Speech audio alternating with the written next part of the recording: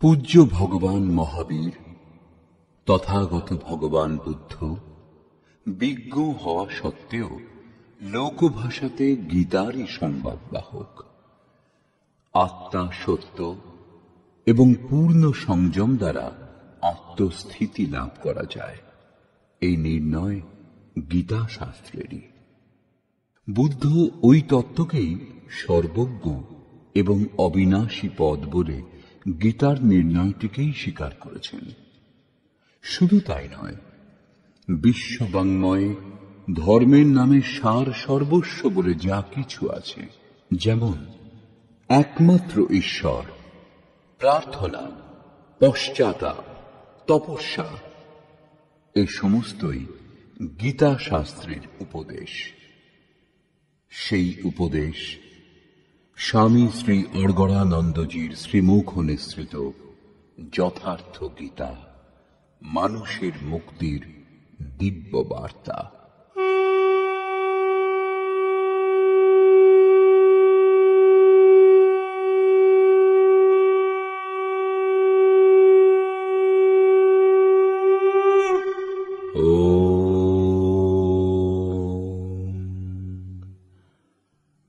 শ্রী পরমাত্মনে নমঃ। যথার্থ গীতা, শ্রীমদ্ ভগবদ গীতা, অথ চতুর্থ অধ্যায়। তৃতীয় অধ্যায়ে যোগেশ্বর শ্রীকৃষ্ণ আশ্বাস দিয়েছিলেন যে দোষ দৃষ্টি মুক্ত হয়ে যিনি শ্রদ্ধাপূর্বক আমার মতানুযায়ী চলবেন, তিনি সকল কর্মবন্ধন থেকে সম্পূর্ণরূপে মুক্ত হয়ে যাবেন। যোগী অর্থাৎ জ্ঞানযোগ এবং কর্মযোগ আমাদের কর্মবন্ধন থেকে মুক্তি দিতে পারে। এই যোগেই যুদ্ধ সঞ্চার নিহিত। বর্তমান অধ্যায়ে তিনি বলেছেন এই যোগের প্রণেতাকে, কিভাবে এর ক্রমিক বিকাশ হয়। শ্রী ভগবান উবাচ,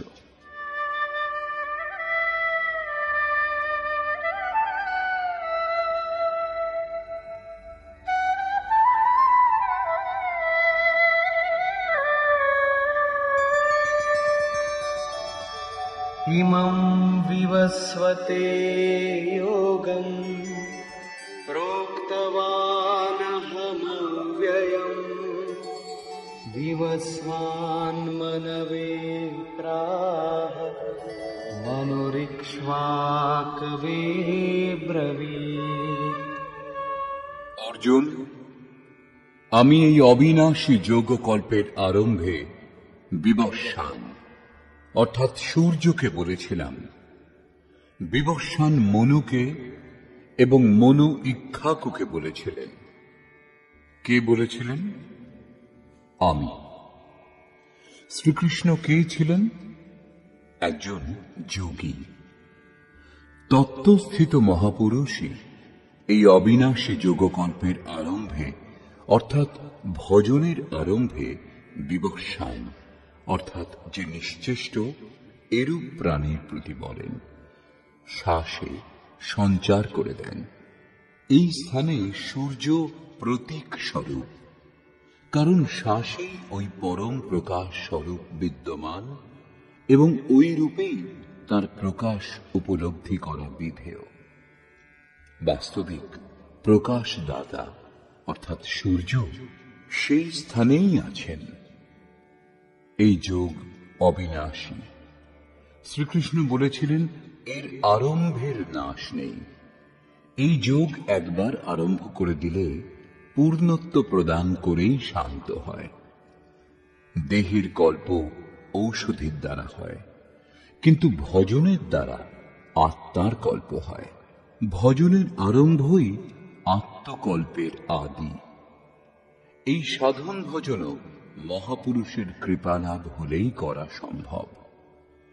মোহনিশায় অচেতন আদিব মানব, যাদের মধ্যে ভজনের সংস্কার নেই, যোগ বিষয়ে যারা কোনোদিন চিন্তা পর্যন্ত করেনি, এই ধরনের মানুষও মহাপুরুষের দর্শন মাত্র, তার বাণী শুনে কিছু সেবা সান্নিধ্য করলে যোগের সংস্কার তাদের মধ্যেও সঞ্চার হয়।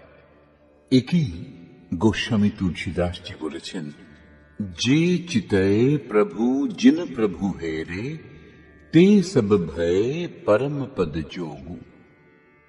শ্রীকৃষ্ণ বলছেন, এই যোগ আমি আরম্ভে সূর্যকে বলেছিলাম। চক্ষু সূর্য অজায়, মহাপুরুষের দৃষ্টি নিক্ষেপ মাত্রই এই যোগের সংস্কার শ্বাসে সঞ্চার হয়। সকলের হৃদয়ে স্বয়ং প্রকাশ সবশ পরমেশ্বরের নিবাস।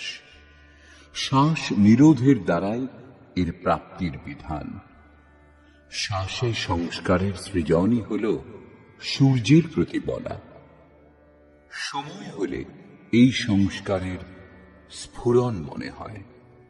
মনুর প্রতি এই হল সূর্যের বক্তব্য।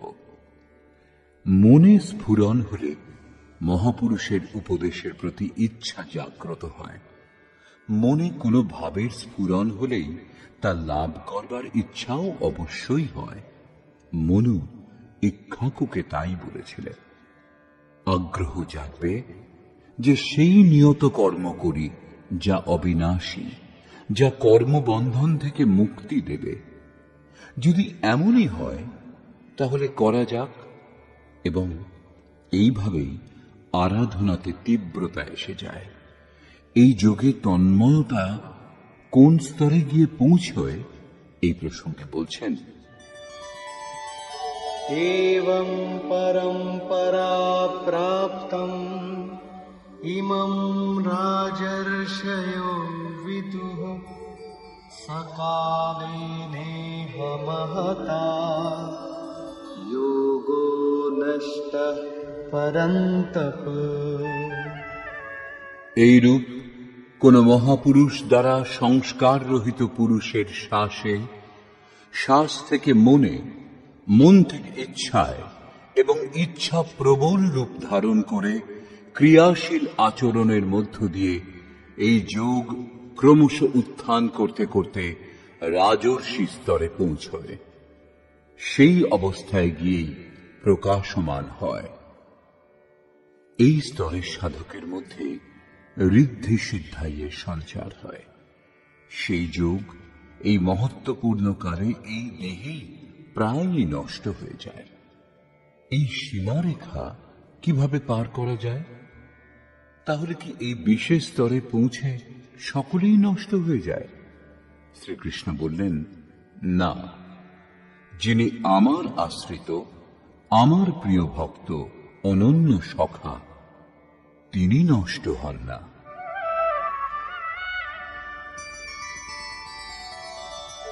स एवायं मया तेद्य योगः प्रोक्तः पुरातनः भक्तोऽसि मे सखा चेति रहस्यं ह्येतदुत्तमम्। এই পুরাতন যোগ এখন আমি তোমাকে বললাম, কারণ তুমি আমার ভক্ত ও সখা, এবং এই যোগ উত্তম ও রহস্যপূর্ণ। অর্জুন ক্ষত্রিয় শ্রেণীর সাধক ছিলেন, রাজর্ষি স্তরের ছিলেন, যেখানে ঋদ্ধি সিদ্ধাইয়ের লোভে পড়ে সাধক নষ্ট হয়ে যায়। এই স্তরেও যোগ কল্যাণের মুদ্রাতেই থাকে, কিন্তু প্রায়ই সাধক এখানে এসে স্খলিত হয়ে যায়। এইরূপ অবিনাশী কিন্তু রহস্যময় যোগ সম্বন্ধে শ্রীকৃষ্ণ অর্জুনকে বললেন, কারণ অর্জুন নষ্ট হবার অবস্থায় ছিলেন। কেন বললেন? এই জন্য যে তুমি আমার ভক্ত, অনন্যভাবে আমার আশ্রিত, প্রিয় এবং সখা।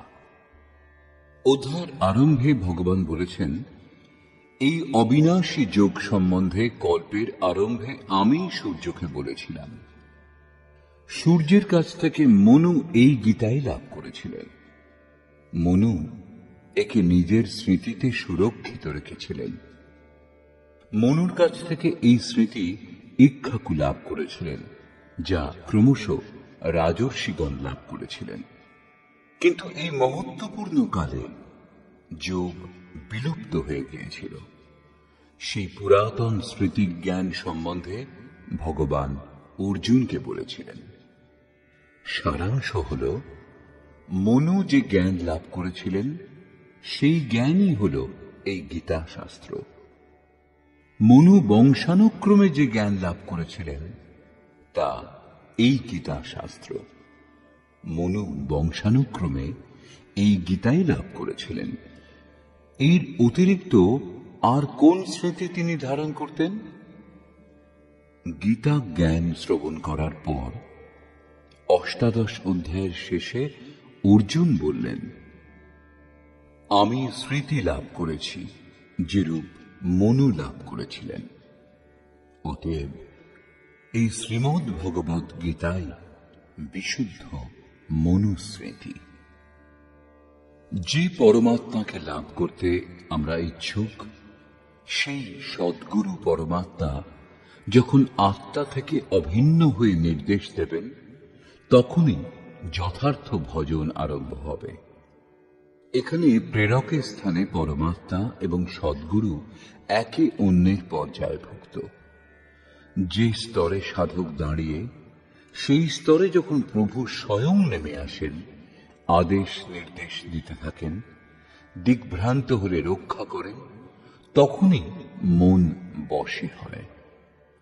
মন বস হোয়ে তব হি জব প্রেরক প্রভু বরজে। ইষ্টদেব আত্মা থেকে রথী হয়ে অভিন্ন রূপে প্রেরক রূপে প্রেরণা প্রদান না করলে এই পথে ঠিক ঠিক প্রবেশ হয় না। সেই সাধক প্রত্যাশী অবশ্যই, কিন্তু তার কাছে সাধন ভজন কোথায়? পূজ্য গুরুদেব ভগবান বলতেন, হো, আমি কয়েকবারই পথভ্রষ্ট হতে হতে বেঁচে গেছি, ভগবানই বাঁচিয়েছেন। ভগবান এইভাবে বুঝিয়েছেন, এই বলেছেন। আমি জিজ্ঞাসা করেছিলাম, মহারাজজি, ভগবানও কথাবার্তা বলেন? বললেন, হ্যাঁ হ্যাঁ, ভগবানও এমনি কথা বলেন, যেমন আমি তুমি বলে থাকি। ঘন্টার পর ঘন্টা বার্তালাপ চলে, কিন্তু ক্রমভঙ্গ হয় না। আমি ম্রিয়মাণ হয়েছিলাম এবং সঙ্গে সঙ্গে আশ্চর্যও হয়ে পড়েছিলাম যে ভগবান কথা বলেন, এটা তো বড় নতুন কথা। কিছুক্ষণ পরে মহারাজজি বলেছিলেন, কেন মন খারাপ করছো, তোমার সঙ্গেও বলবেন। সত্য ছিল তার বক্তব্য, এবং এটাই সখ্য ভাব। সখার মতোই তিনি সমাধান করেন। তাহলেই এই দুরবস্থা থেকে সাধক উত্তীর্ণ হতে পারে। এ পর্যন্ত যোগেশ্বর শ্রীকৃষ্ণ মহাপুরুষ দ্বারা যোগের আরম্ভ, যোগপথে বাধা এবং তা থেকে উত্তীর্ণ হবার পথ সম্বন্ধে বললেন। এই প্রসঙ্গে অর্জুন প্রশ্ন করলেন, অর্জুন উবাচ,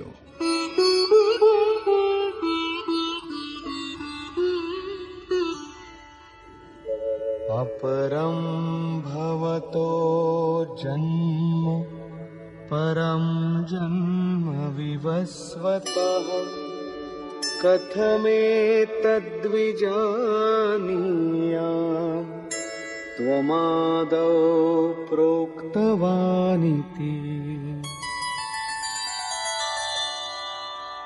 ভগবান, আপনার জন্ম অপরম, এখন হয়েছে, এবং আমার মধ্যে শ্বাসের সঞ্চার বহু আগেই হয়েছিল।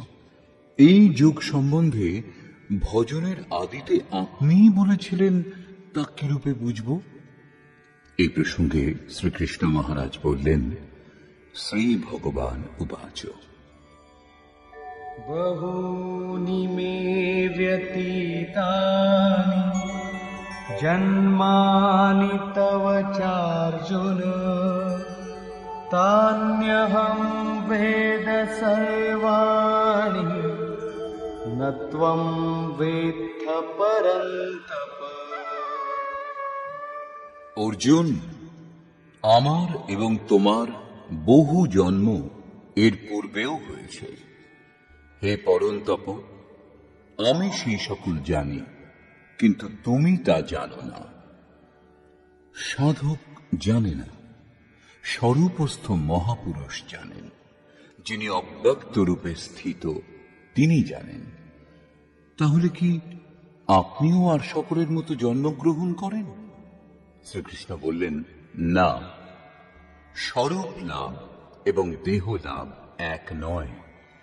আমার জন্ম এই চোখে দেখা সম্ভব নয়।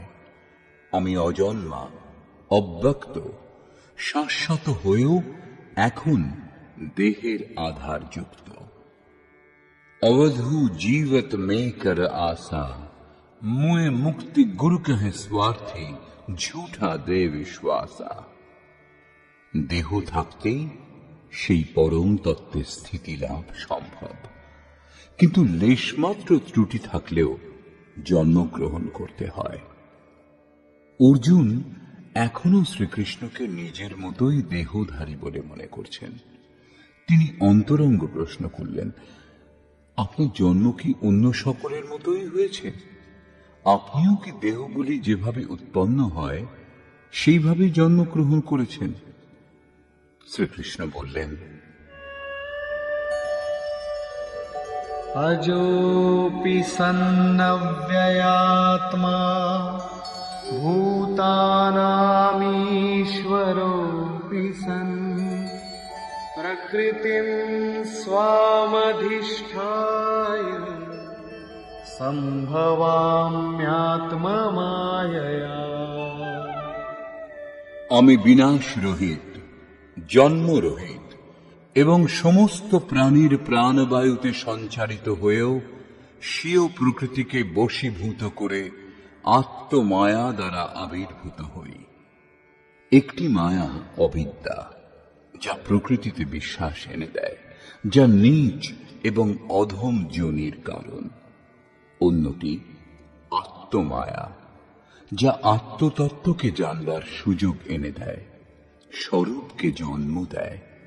একেই যোগমায়াও বলে, যার থেকে আমরা পৃথক ওই শাশ্বত স্বরূপের সঙ্গে যুক্ত করে মিলন করিয়ে দেয়। সেই আত্মিক প্রক্রিয়া দ্বারা আমি স্বীয় ত্রিগুণময়ী প্রকৃতিকে বশীভূত করে আবির্ভূত হই। প্রায় লোকে বলে যে ভগবানের অবতার হবে, তখন দর্শন করব। শ্রীকৃষ্ণ বললেন, এমন কিছুই হয় না যে অন্য কেউ দেখতে পাবে। স্বরূপের জন্ম পিণ্ডরূপে হয় না। শ্রীকৃষ্ণ বললেন, যোগ সাধনা দ্বারা, আত্মমায়া দ্বারা নিজের ত্রিগুণময়ী প্রকৃতিকে স্ববশ করে আমি ক্রমশ আবির্ভূত হই। কিন্তু কোন কোন পরিস্থিতিতে? यदा यदा हि धर्मस्य ग्लानिर्भवति भारत अभ्युत्थानमधर्मस्य तदात्मानं सृजाम्यहम्।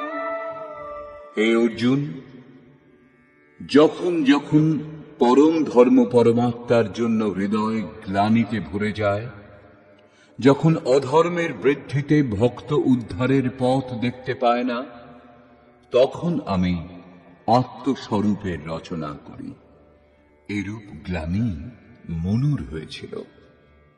হৃদয় বহুত দুঃখ লাগ, জন্ম গয়েও হরি ভগতি বিনু। যখন আপনার হৃদয় অনুরাগে ভরে ওঠে, ওই শাশ্বত ধর্মের জন্য গদগদ গীরা নয়ন বহনীরা, এই প্রশান্ত ভাব আসে। চেষ্টা করেও যখন অনুরাগী ভক্ত অধর্ম থেকে উদ্ধার হতে পারে না, এইরূপ পরিস্থিতিতে আমি স্বরূপের রচনা করি। অর্থাৎ ভগবান কেবল অনুরাগীর জন্যই আবির্ভূত হন। সু কেবল ভগতন হিত লাগি। এই অবতার কোন কোন ভাগ্যবান সাধকের অন্তরে অবতীর্ণ হন? আপনি আবির্ভূত হয়ে কি করেন? परित्राणाय साधूनां विनाशाय च दुष्कृताम् धर्म संस्थापनार्थाय संभवामि युगे युगे। অর্জুন, সাধূনাম পরিত্রাণায়, একমাত্র পরমাত্মাই প্রধান সাধন যোগ্য, যাকে লাভ করবার পর সাধনার আর প্রয়োজন থাকে না।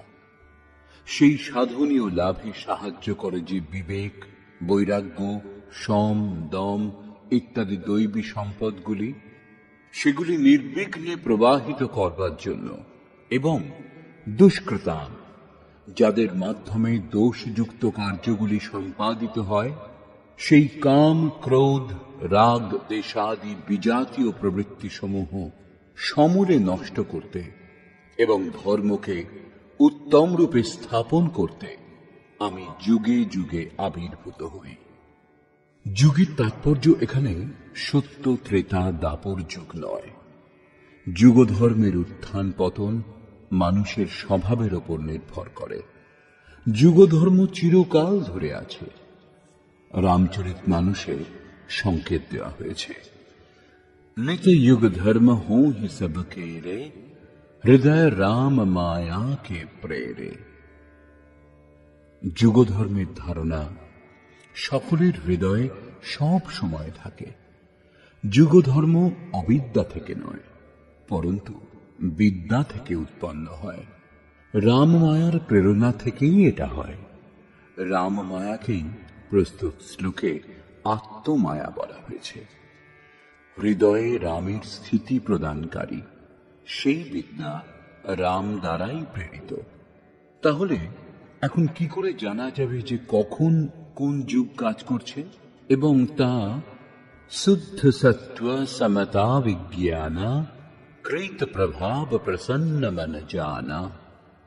যখন হৃদয়ে শুদ্ধ সত্যগুণ কার্যরত হয়, তখন রাজস এবং তামস দুটি গুণই শান্ত হয়ে যায়, বৈষম্য শেষ হয়ে যায়।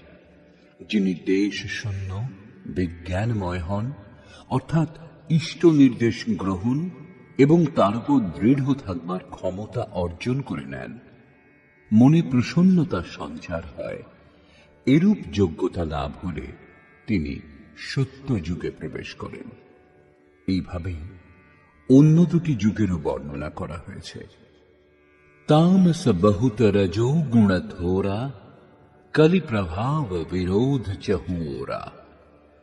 তামসিক গুণ পরিপূর্ণ, কিছু রজগুণ মিশ্রিত, চারিদিকে শত্রুভাব এবং বিরোধ দৃষ্টিগোচর হয়।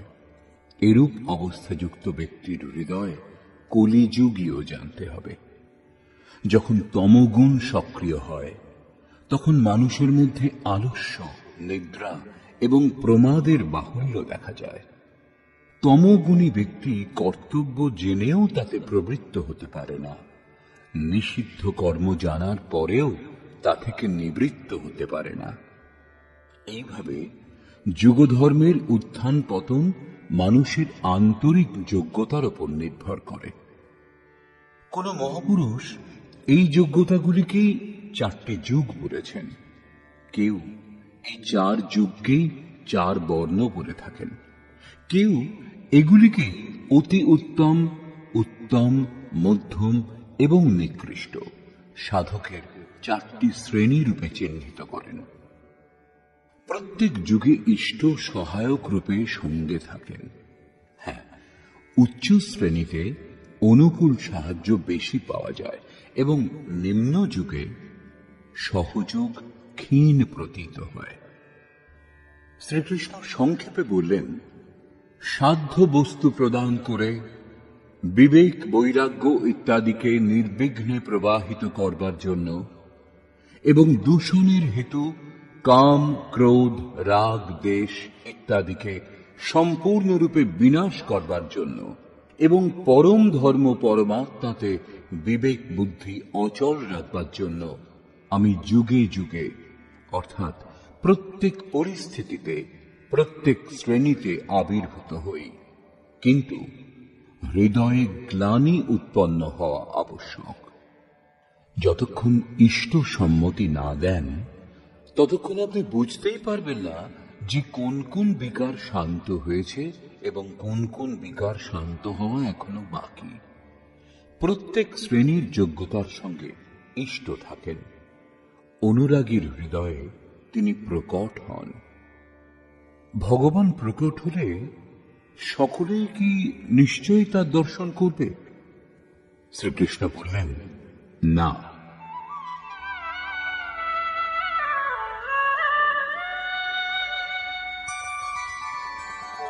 जन्म कर्म च मे दिव्यम् एवं यो वेत्ति तत्त्वतः त्यक्त्वा देहं पुनर्जन्म नैति मामेति सोऽर्जुन।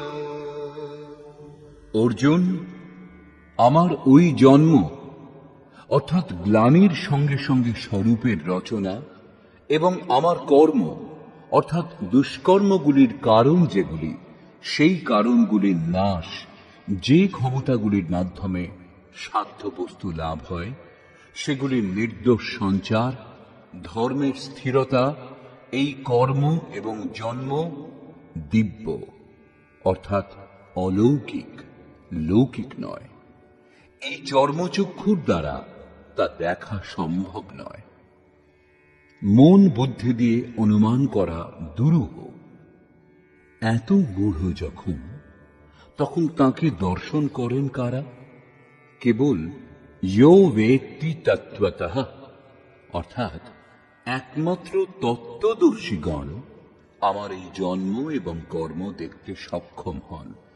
আমাকে সাক্ষাৎ করে তারা পুনর্জন্ম প্রাপ্ত হন না, কারণ আমাকে লাভ করেন।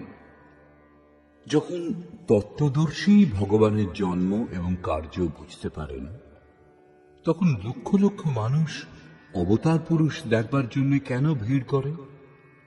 আপনারা কি তত্ত্বদর্শী? আজও বহু ব্যক্তি বিভিন্ন উপায়ে, বিশেষত মহাত্মাবেশে নিজেকে অবতার পুরুষ বলে প্রচার করেন, কিংবা দালালরা তার প্রচার করে থাকে। ভিড় উপচে পড়ে অবতার পুরুষকে দেখবার জন্য। কিন্তু শ্রীকৃষ্ণ বললেন, কেবল তত্ত্বদর্শী প্রত্যক্ষ করেন। তত্ত্বদর্শীকে দ্বিতীয় অধ্যায়ে সৎ অসতের নির্ণয় করে তিনি বলেছেন যে, অর্জুন, অসৎ বস্তুর অস্তিত্ব নেই এবং সতের তিনকালে অভাবও নেই। তাহলে কি শুধু আপনি এরূপ বলেন? তিনি বললেন, না, তত্ত্বদর্শীগণ এটা অনুভব করেছেন। কোন ভাষাবিদ বা সমৃদ্ধিশালী কেউ দেখেননি। এখানে পুনরায় জোর দিলেন যে আমি আবির্ভূত হই, কিন্তু শুধু তত্ত্বদর্শী প্রত্যক্ষ করেন। এখানে তত্ত্বদর্শী একটা প্রশ্ন, 5 অথবা 25টি তত্ত্ব নয়। সংখ্যা গণনা করতে পারলেই তত্ত্বদর্শী হওয়া যায় না। শ্রীকৃষ্ণ আরো বললেন, আত্মাই পরম তত্ত্ব। আত্মা পরমের সঙ্গে সংযুক্ত হয়ে পরমাত্মা হয়ে যায়। যিনি আত্মসাক্ষাৎকার করেছেন, তিনি এই আবির্ভাব অনুভব করতে পারেন। এর থেকে প্রমাণ হয় যে অবতার উৎকৃষ্ট অনুরাগীর হৃদয়েই আবির্ভূত হন। আরম্ভে সাধকের অনুভবে তা ধরা পড়ে না। সাধক বুঝতে পারেন না তাকে সংকেত কে দেন, কে পথ দেখান। কিন্তু পরম তত্ত্ব পরমাত্মার দর্শনের পরই তিনি দেখতে এবং বুঝতে পারেন, এবং দেহত্যাগের পর তাকে আর জন্মগ্রহণ করতে হয় না।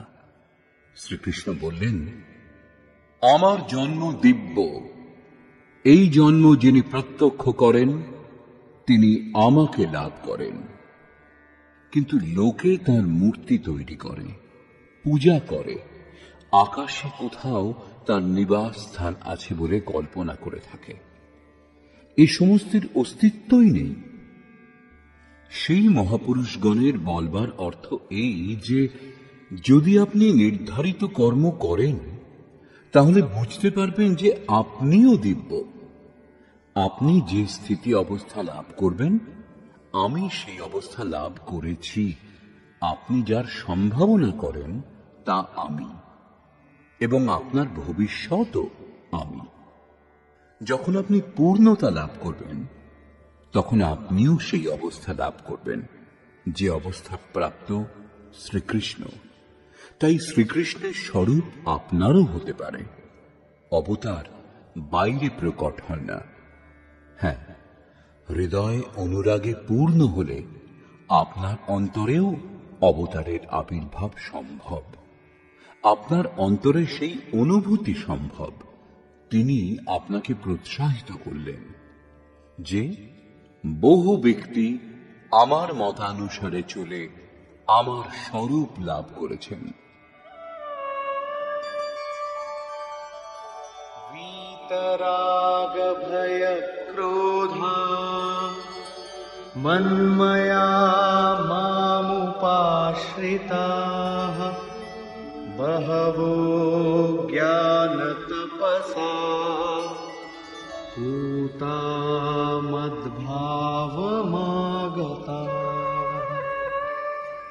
রাগ এবং বিরাগ উভয়ের অতীত বীতরাগ, এবং সেইরূপ ভয় অভয়, ক্রোধ অক্রোধ উভয়ের অতীত অনন্যভাবে অর্থাৎ নিরহংকার হয়ে আমার শরণাগত অনেক মানুষ জ্ঞান তপস্যা দ্বারা পবিত্র হয়ে আমার স্বরূপ লাভ করেছেন।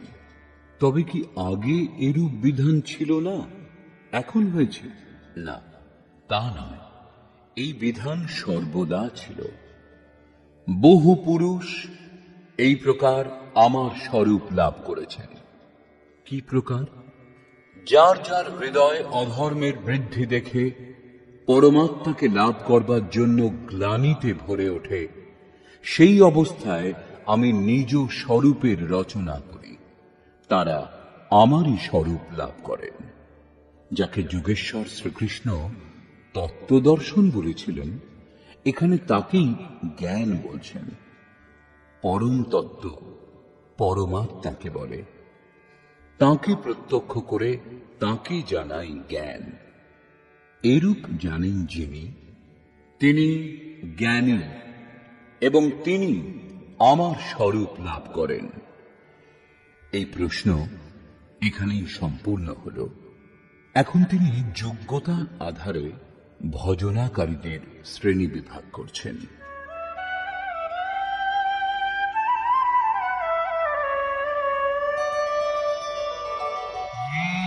यथा मां प्रपद्यन्ते तांस्तथैव भजाम्यहम् मम वर्त्मानुवर्तन्ते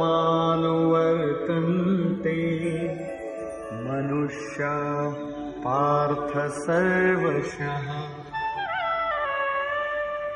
অর্জুন, যিনি যতটুকু নিষ্ঠার সঙ্গে আমার ভজনা করেন, আমিও তাকে সেইভাবেই ভজনা করি, ততটুকুই সহযোগিতা করি। সাধকের শ্রদ্ধাই কৃপারূপে তাঁর উপর বর্ষিত হয়। এই রহস্য উপলব্ধি করে জ্ঞানী ব্যক্তি পূর্ণ সমর্পণের সঙ্গে আমার মত অনুযায়ী কর্মে রত থাকেন। আমি যেমন আচরণ করি, আমার প্রিয় ভক্তগণও সেই আচরণ করেন। আমি যা করাই তাই তারা করেন।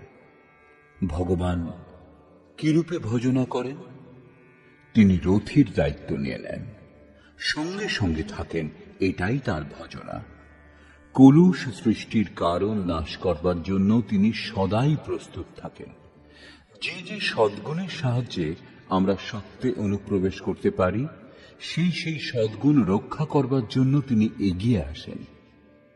যতক্ষণ ইষ্টদেব হৃদয়ে থেকে রথী না হন এবং প্রতি পদক্ষেপে সাবধান না করেন, ততক্ষণ কোনো ভজনাকারী হাজার চোখ বুজে প্রয়াস করলেও প্রকৃতির এই দ্বন্দ্ব থেকে তিনি পার হতে পারেন না। কি করে বুঝবেন যে তিনি কত দূর পথ পর্যন্ত এগিয়েছেন, কতটুকুই বা বাকি? ইষ্টই আত্মা থেকে অভিন্ন হয়ে তাকে পথ দেখান যে তুমি এখানে এইভাবে করো, এইভাবে চলো। এইভাবে প্রকৃতির বাধা বিঘ্ন সরিয়ে ধীরে ধীরে এগিয়ে দিয়ে স্বরূপে প্রবেশ দিয়ে দেন। ভজন সাধকই করেন, কিন্তু তিনি যে দূরত্ব অতিক্রম করতে সক্ষম হন সেটা ইষ্টের দান। এইরূপ জেনে সকলেই সর্বতোভাবে আমার অনুসরণ করেন। তারা কিরূপ আচরণ করেন?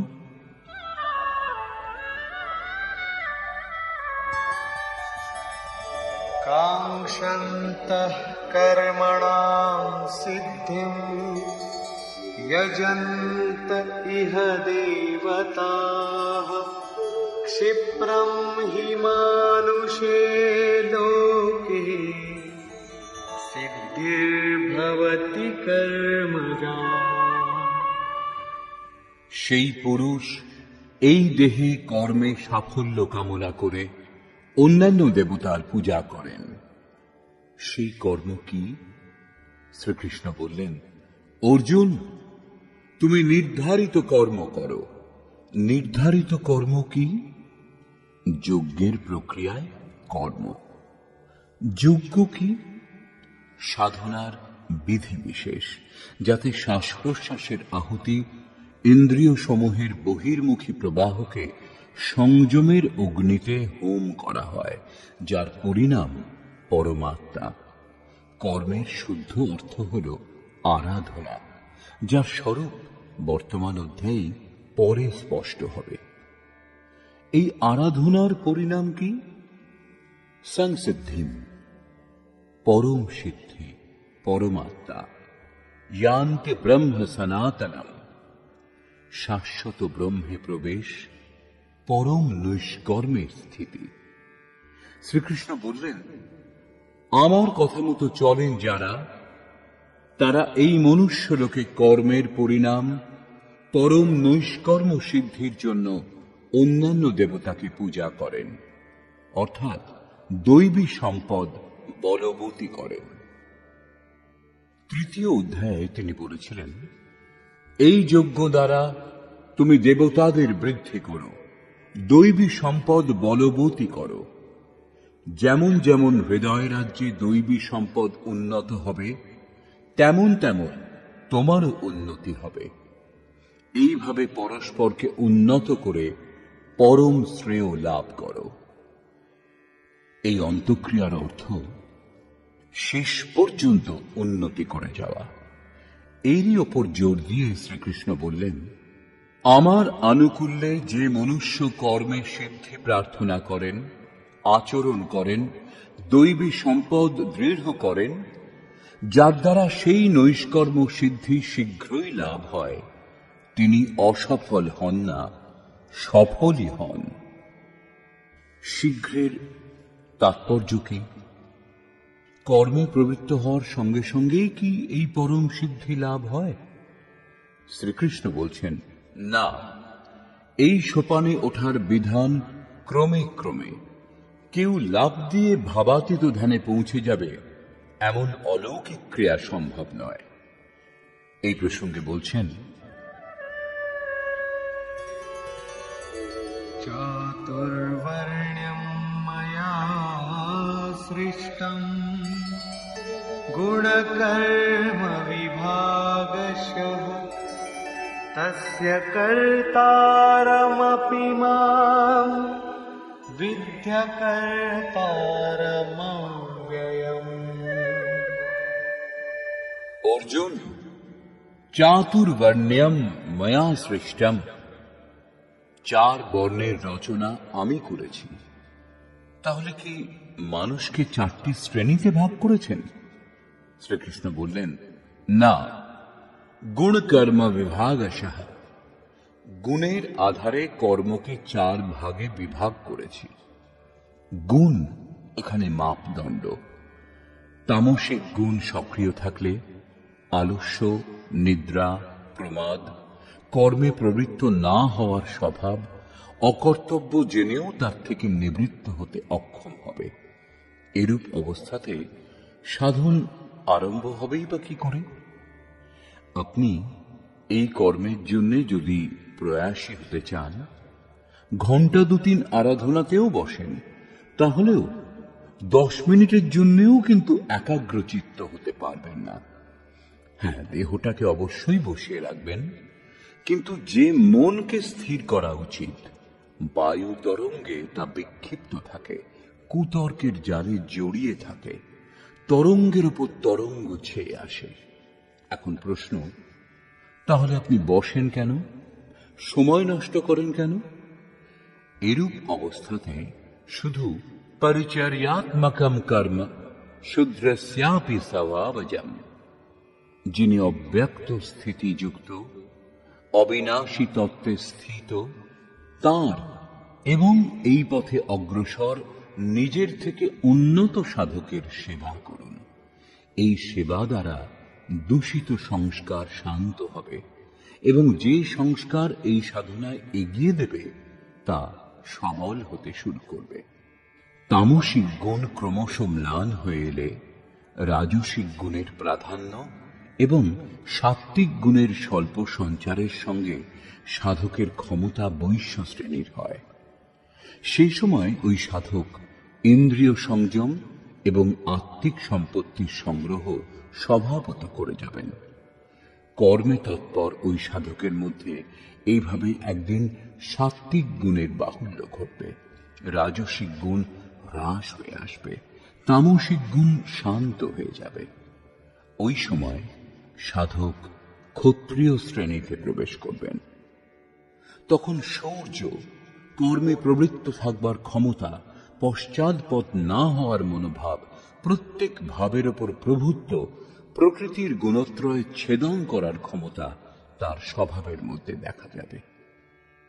ওই কর্ম আরো সূক্ষ্ম হলে, সাত্ত্বিক গুণ কার্যরত থাকলে মনে শান্ত ভাব, ইন্দ্রিয়গুলির দমন, একাগ্রতা, সরলতা, ধ্যান, সমাধি, ঈশ্বরীয় নির্দেশ, আস্তিকতা ইত্যাদি ব্রহ্মে স্থিতি প্রদান করে যে স্বাভাবিক ক্ষমতাগুলি, সেগুলির বিকাশ হয়। তখন ওই সাধক ব্রাহ্মণ শ্রেণীর হন। এটা ব্রাহ্মণ শ্রেণীর কর্মের নিম্নতম সীমা। যখন ওই সাধক ব্রহ্মে স্থিতি লাভ করেন, ওই অন্তিম সীমায় তিনি ব্রাহ্মণ না, ক্ষত্রিয় না, বৈশ্য না, শূদ্র না, কিন্তু অন্যের মার্গদর্শনের সময় তিনি ব্রাহ্মণ। কর্ম একটাই, নিয়ত কর্ম, আরাধনা। অবস্থা ভেদে এই কর্মকেই উঁচু নিচু 4টি শ্রেণীতে বিভাগ করা হয়েছে। কে বিভাগ করেছেন? যোগেশ্বর বিভাগ করেছেন। অব্যক্ত স্থিতিযুক্ত মহাপুরুষ বিভাগ করেছেন। সেই অবিনাশী কর্তা আমাকে তুমি অকর্তা বলেই জানবে। কেন? न मां कर्माणि लिम्पन्ति न मे कर्मफले स्पृहा इति मां योऽभिजानाति कर्मभिर्न स बध्यते। কারণ কর্মফলে আমার স্পৃহা নেই। কর্মফল কি? শ্রীকৃষ্ণ পূর্বেই বলেছেন, যার দ্বারা যজ্ঞ পূর্ণ হয় সেই ক্রিয়ার নাম কর্ম, এবং যজ্ঞ সম্পূর্ণ হলে পরিণাম স্বরূপ যা লাভ হয় সেই জ্ঞানামৃত পান করেন যিনি, তিনি শাশ্বত সনাতন ব্রহ্মে স্থিতি লাভ করেন। কর্মের পরিণাম পরমাত্মা। এখন পরমাত্মাকে লাভ করবার ইচ্ছাও পূর্ণ হওয়ার জন্য সেই ইচ্ছাও বাকি নেই, কারণ এখন তিনি এবং আমি অভিন্ন। আমি অব্যক্ত স্বরূপ, তারই স্থিতিযুক্ত। এর থেকে শ্রেষ্ঠ কোনো সত্তা নেই যার জন্য কর্মের প্রতি দুর্বলতা রাখব। সেই জন্য কর্ম আমাকে লিপ্ত করতে পারে না। এবং এই স্তর থেকে যিনি আমাকে জানেন, অর্থাৎ যিনি কর্মের পরিণাম পরমাত্মাকে লাভ করেন, তিনিও কর্মে আবদ্ধ হন না। যেমন শ্রীকৃষ্ণ, তেমনি সেই স্তরের জ্ঞানী মহাপুরুষ। एवं ज्ञात्वा कृतं कर्म पूर्वैरपि मुमुक्षुभिः कुरु कर्मैव तस्मात् त्वं पूर्वैः पूर्वतरं कृतम्। অর্জুন, প্রাচীন মুমুক্ষুগণ এই প্রকার জেনেই কর্ম করেছেন। কি জেনে? যখন কর্মের পরিণাম পরমাত্মা পৃথক থাকেন না, কর্মের পরিণাম পরমাত্মার স্পৃহা সমাপ্ত হলে ওই পুরুষ কর্ম দ্বারা আবদ্ধ হন না। শ্রীকৃষ্ণ এইরূপ স্থিতিযুক্ত, সেই জন্য তিনিও কর্মে লিপ্ত হন না। সেই স্তর সম্বন্ধে জ্ঞাত হলে আমরাও কর্ম দ্বারা আবদ্ধ হব না। যেরূপ শ্রীকৃষ্ণ, এই সমস্ত স্তরের জ্ঞাতারও সেই একই রূপ, তিনিও কর্মবন্ধন থেকে মুক্ত হবেন। শ্রীকৃষ্ণ ভগবান, মহাত্মা, অব্যক্ত, যোগেশ্বর, মহাযোগেশ্বর যাই হন না কেন, সেই স্বরূপ সকলের জন্য। এই অনুভব করে পূর্ব মুমুক্ষু পুরুষগণ, মোক্ষ ইচ্ছুক পুরুষগণ কর্ম আরম্ভ করেছিলেন। সেই জন্য অর্জুন, তুমিও এই কর্ম করো যা পূর্বপুরুষগণ সর্বদা করে এসেছেন। এটাই কল্যাণের একমাত্র পথ। এ পর্যন্ত যোগেশ্বর শ্রীকৃষ্ণ কর্ম করবার উপর জোর দিয়েছেন, কিন্তু স্পষ্ট বলেননি যে কর্ম কি। দ্বিতীয় অধ্যায়ে তিনি কর্মের নামমাত্র নিয়েছেন এবং বলেছেন, এখন একেই তুমি নিষ্কাম কর্ম মনে করো এবং এই বিষয়ে শোনো। এর বিশেষত্বের বর্ণনা করেছেন। বলেছেন, এই কর্ম আমাদের জন্ম মৃত্যুর মহাভীতি থেকে রক্ষা করে। কর্ম করবার সময় সাবধান হতে বলেছেন, কিন্তু বলছেন না কর্ম কি। তৃতীয় অধ্যায় বলেছেন, জ্ঞান মার্গ ভালো লাগুক অথবা নিষ্কাম কর্মযোগ, উভয় মার্গেই কর্ম করতেই হবে। কর্ম ত্যাগ করলেই কেউ জ্ঞানী হয় না, এবং কর্ম আরম্ভ না করে নিষ্কর্মীও হওয়া যায় না। হঠকারিতা বশত যে করে না, সে দাম্ভিক। সেই জন্য মন থেকে ইন্দ্রিয়গুলিকে সংযত করে কর্ম করো। কোন কর্ম? বললেন, নিয়ত কর্ম করো। নিয়ত কর্ম কি? যজ্ঞের প্রক্রিয়ায় নির্ধারিত কর্ম। এ এক নতুন জিজ্ঞাসা। যজ্ঞ কি? যার অনুষ্ঠান করলে কর্মের আচরণ করা হয়। এখানেও যজ্ঞের উৎপত্তি বিষয় বলেছেন, এর বিশেষত্বের বর্ণনা করেছেন, কিন্তু যজ্ঞ কি তা বললেন না। তাহলে কর্ম কি স্পষ্ট হতো। এখনো কর্ম কি তা স্পষ্ট হয়নি। এবারে বলছেন, অর্জুন, কর্ম কি, অকর্ম কি, এই বিষয়ে বড় বড় বিদ্বানরাও মোহিত। তাই তা সুস্পষ্টভাবে জানা উচিত। কিং কর্ম কিমকর্মেতি কবয়োপ্যত্র মোহিতাঃ তত্তে কর্ম প্রবক্ষ্যামি যজ্ঞাত্বা মোক্ষ্যসে শুভাৎ। কর্ম কি, অকর্ম কি, এই বিষয়ে বুদ্ধিমান পুরুষগণ মহাচ্ছন্ন।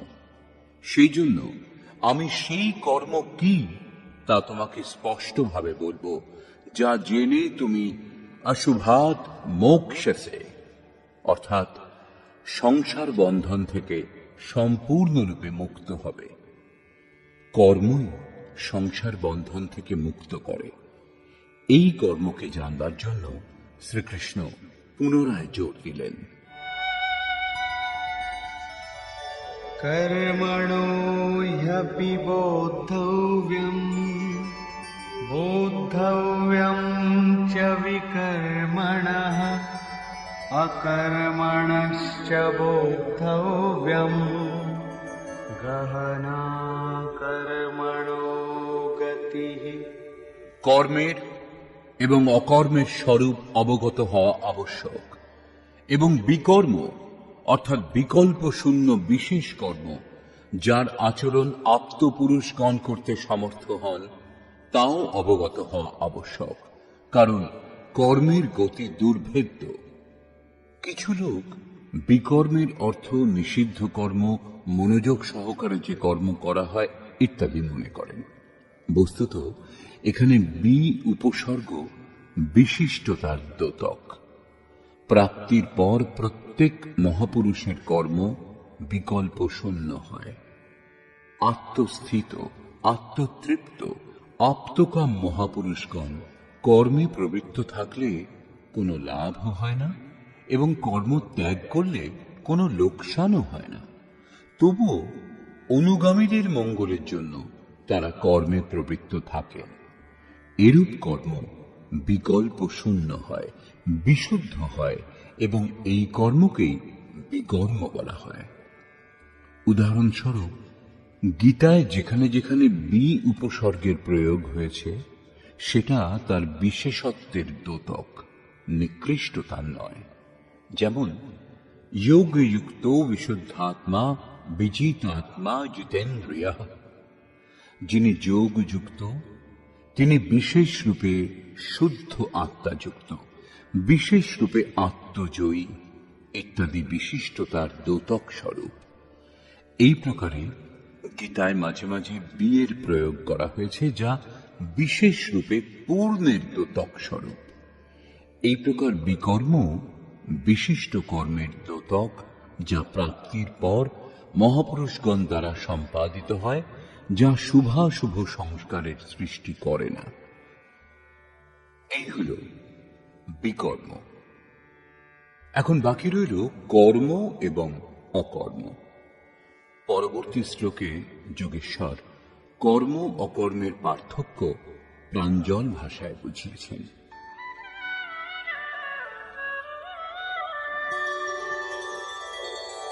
कर्मण्यकर्म यः पश्येत् अकर्मणि च कर्म यः स बुद्धिमान् मनुष्येषु स युक्तः कृत्स्नकर्मकृत्।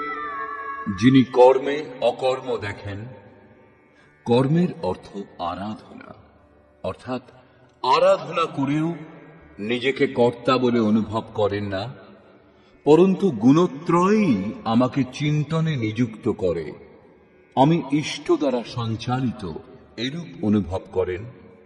এবং যখন এই প্রকার অকর্ম দেখার ক্ষমতা এসে যায় এবং নিরন্তর কর্ম হতে থাকে, তখনই বুঝতে হবে যে ঠিক পথে কর্ম হচ্ছে।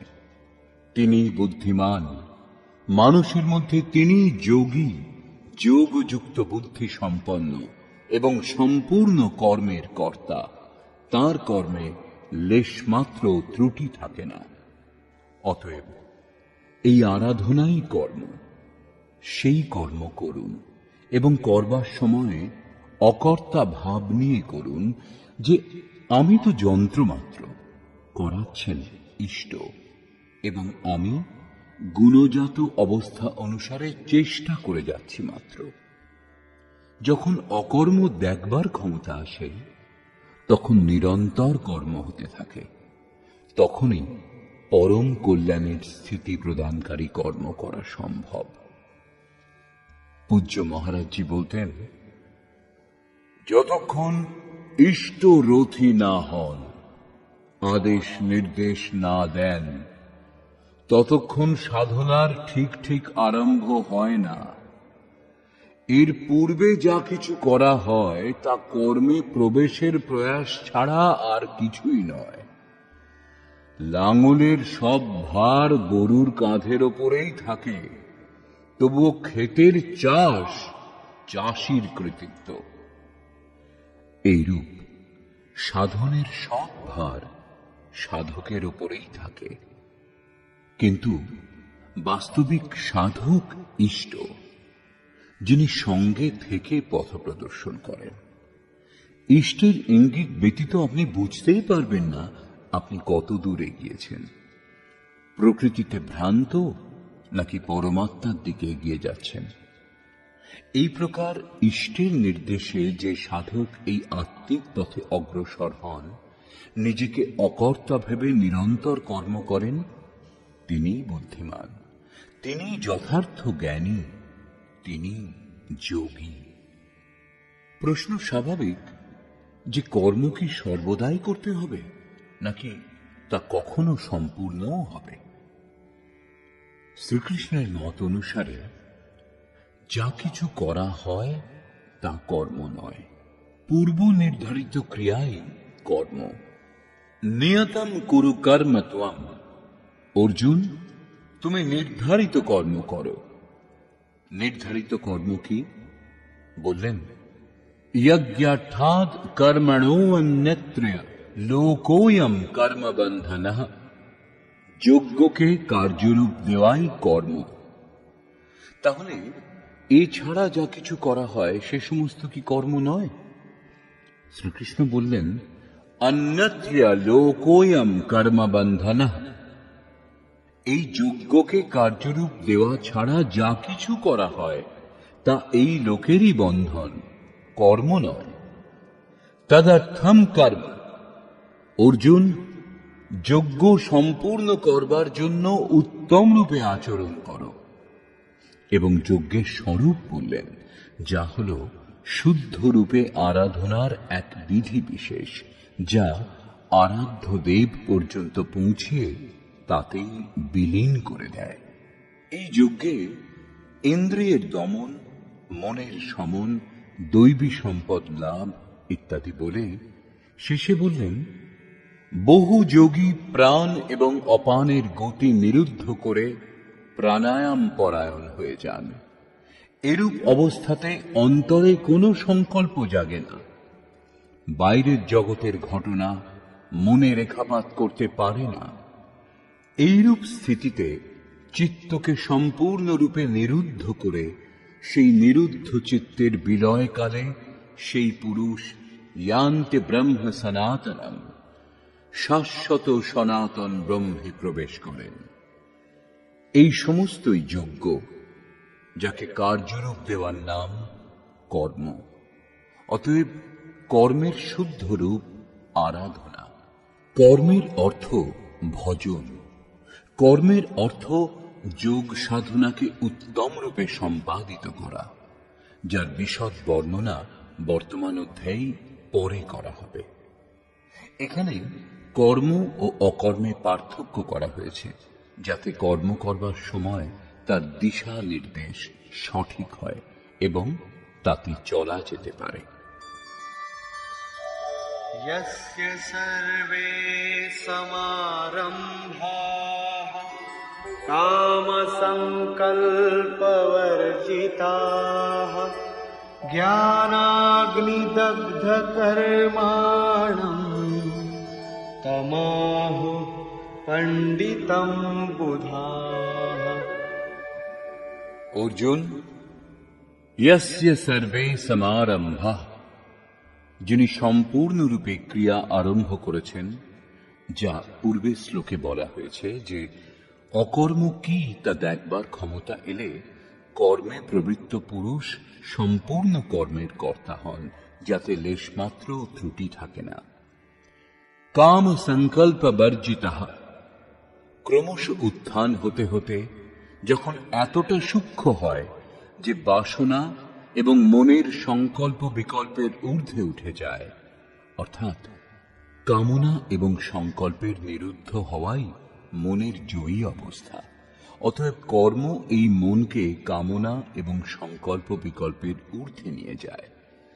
সেই সময় জ্ঞানাগ্নি দগ্ধ কর্মাণা, অন্তিম সংকল্প শান্ত হওয়ার পর যাকে জানি না, জানবার ইচ্ছুক ছিলাম, সেই পরমাত্মার প্রত্যক্ষ জ্ঞান হয়। ক্রিয়াত্মক পথে চলে পরমাত্মাকে প্রত্যক্ষভাবে জানা জ্ঞান। সেই জ্ঞান লাভের সঙ্গেই দগ্ধ কর্মাণাং, কর্ম সর্বদার জন্য বশীভূত হয়। যাকে লাভ করার আকাঙ্ক্ষা ছিল, যখন তাকে লাভ করেছি, এর চেয়ে শ্রেষ্ঠ কোনো সত্তা যখন নেই, তখন কর্ম করে কার খোঁজ করা হবে? তাকে জানবার পর কর্মের আর প্রয়োজন হয় না। এইরূপ স্থিতি যাদের, তাদেরই বোধস্বরূপ মহাপুরুষগণ পণ্ডিত বলেছেন। তাদের জ্ঞান পূর্ণ। এইরূপ স্থিতিযুক্ত মহাপুরুষ কি করেন, কিভাবে অবস্থান করেন, তার অবস্থিতির উপর আলোকপাত করলেন। त्यक्त्वा कर्मफलासङ्गम् नित्यतृप्तो निराश्रयः कर्मण्यभिप्रवृत्तोऽपि नैव किञ्चित् करोति सः। অর্জুন, সেই পুরুষ সাংসারিক আশ্রয় থেকে মুক্ত, নিত্য বস্তু পরমাত্মাতেই তৃপ্ত, কর্মের ফল পরমাত্মার আসক্তিও ত্যাগ করে, কারণ এখন পরমাত্মা অভিন্ন। অর্থাৎ উত্তম রূপে কর্মে প্রবৃত্ত থেকেও কিছুই করেন না। निराशीर्यत चित्तात्मा त्यक्त सर्व परिग्रहः शारीरं केवलं कर्म कुर्वन्नाप्नोति किल्बिषम्। যিনি দেহ এবং অন্তঃকরণ জয় করেছেন, সকল ভোগ সামগ্রী ত্যাগ করেছেন, এরূপ আশামুক্ত পুরুষের দেহ কর্ম করছে দেখা যায় মাত্র, বস্তুত তিনি কিছুই করেন না। এই জন্য তার পাপ হয় না। তিনি পূর্ণত্ব লাভ করেছেন, সেই জন্য তাকে গমনাগমন করতে হয় না। यदृच्छालाभ सन्तुष्टो द्वन्द्वातीतो विमत्सरः समः सिद्धावसिद्धौ च कृत्वापि न निबध्यते। বিনা চেষ্টাতে যা কিছু লাভ হয় তাতেই সন্তুষ্ট। সুখ দুঃখ রাগ দেশ এবং হর্ষ শোকাদি দ্বন্দ্বগুলির অতীত বিমৎসরঃ, ঈর্ষামুক্ত এবং সিদ্ধি ও অসিদ্ধিতে সমত্ব ভাবযুক্ত পুরুষ কর্ম করলেও সেই কর্মে আবদ্ধ হন না। সিদ্ধি অর্থাৎ যাকে লাভ করবার ছিল, তিনি যখন অভিন্ন এবং আর কখনো পৃথকও হবেন না, সেজন্য অসিদ্ধিরও ভয় নেই।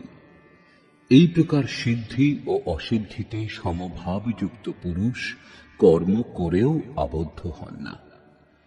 তিনি কোন কর্ম করেন? সেই নিয়ত কর্ম, যজ্ঞের প্রক্রিয়া। পুনরায় একেই বলছেন।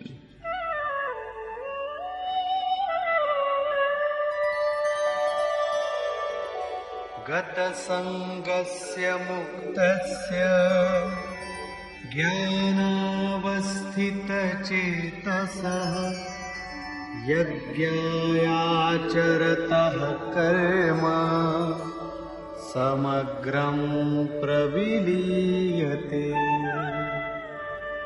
অর্জুন, যজ্ঞায়াচরতঃ কর্ম, যজ্ঞের আচরণই কর্ম এবং সাক্ষাৎকারকেই জ্ঞান বলে। এই যজ্ঞের আচরণ করে সাক্ষাৎকারের পরে জ্ঞানে স্থিত সঙ্গদোষ এবং আসক্তি মুক্ত মুক্ত পুরুষের সমস্ত কর্ম উত্তম রূপে বিলীন হয়। সেই কর্মের কোনো পরিণাম নেই, কারণ কর্মের ফল পরমাত্মা এবং তিনি এখন অভিন্ন। ফলে আর কি ফল হবে?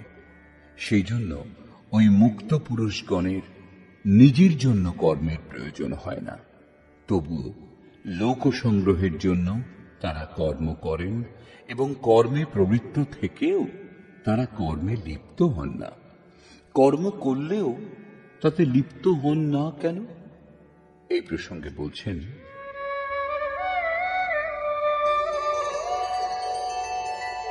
ব্রহ্মার্পণম ব্রহ্মহবিঃ ব্রহ্মাগ্নৌ ব্রহ্মণাহুতম ব্রহ্মৈব তেন গন্তব্যম ব্রহ্ম কর্ম সমাধিনা।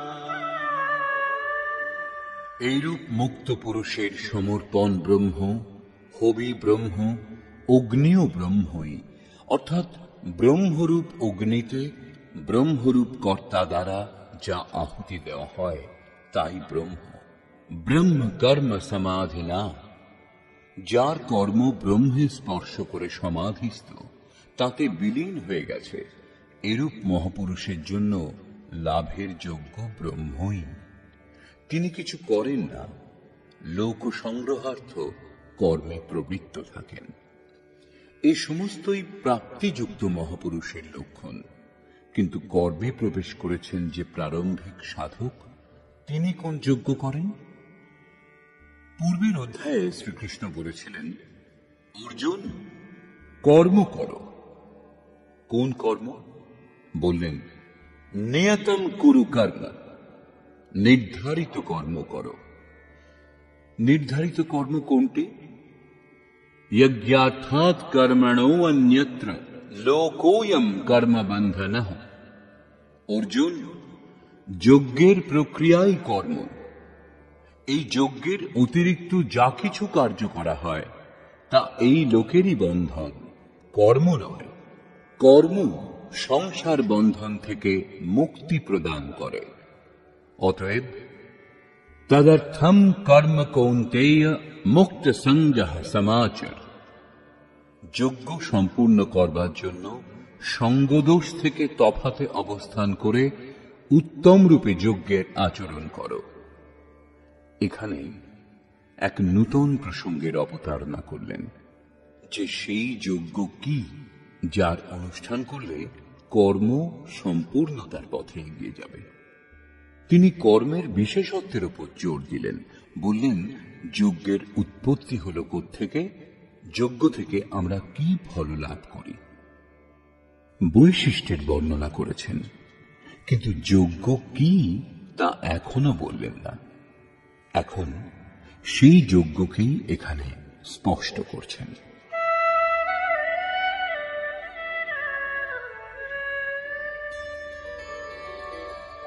दैवमेवापरे यज्ञम् योगिनः पर्युपासते ब्रह्माग्नावपरे यज्ञम् यज्ञेनैवोपजुह्वति। আগের শ্লোকটিতে যোগেশ্বর শ্রীকৃষ্ণ পরমাত্মা স্থিত মহাপুরুষের যজ্ঞের নিরূপণ করেছেন। কিন্তু অন্য যোগীগণ যারা এখনো সেই তত্ত্বে স্থিত হননি, ক্রিয়াতে প্রবেশ করবেন, তারা কোত্থেকে আরম্ভ করবেন? এই প্রসঙ্গে বলছেন, অন্য যোগীগণ দৈবম যজ্ঞম, অর্থাৎ দৈবী সম্পদ হৃদয়ে সংগ্রহ করেন, যা করবার নির্দেশ ব্রহ্মা দিয়েছিলেন। এই যজ্ঞ দ্বারা তোমরা দেবতাগণকে উন্নত করো। যেমন যেমন হৃদয় ক্ষেত্রে দৈবী সম্পদ অর্জন হবে, তেমন তেমন প্রগতি হবে এবং ক্রমশ পরস্পর উন্নতি করে পরম শ্রেয় লাভ করো। দৈবী সম্পদ হৃদয় ক্ষেত্রে সংগ্রহ করা প্রাথমিক শ্রেণীর যোগীদের যজ্ঞ। ওই দৈবী সম্পদের ষষ্ঠদশ অধ্যায়ের প্রথম 3টি শ্লোকে বর্ণনা করা হয়েছে যা আছে সকলের মধ্যে, কেবল মহত্বপূর্ণ কর্তব্য মনে করে সেগুলিকে হৃদয়ে ধারণ করতে হবে, তাতে লিপ্ত হতে হবে। এগুলিকেই ইঙ্গিত করে যোগেশ্বর বলছেন, অর্জুন, তুমি শোক করো না, কারণ তোমার মধ্যে দৈবী সম্পদের সমাবেশ হয়েছে। তুমি আমাতে নিবাস করবে, আমার শাশ্বত স্বরূপ লাভ করবে। এই দৈবী সম্পদ পরম কল্যাণকর এবং এর বিপরীত আসুরী সম্পদ নীচ এবং অধম যোনির কারণ। জ্ঞান যজ্ঞে আসুরী সম্পদের আহুতি দেয়া হয়, সেই জন্য এর নাম যজ্ঞ, এবং এখান থেকেই এই যজ্ঞ আরম্ভ হয়। অন্য যোগীগণ ব্রহ্মাগ্নেয় পরব্রহ্ম পরমাত্মারূপ অগ্নিতে যজ্ঞ দ্বারাই যজ্ঞের অনুষ্ঠান করেন।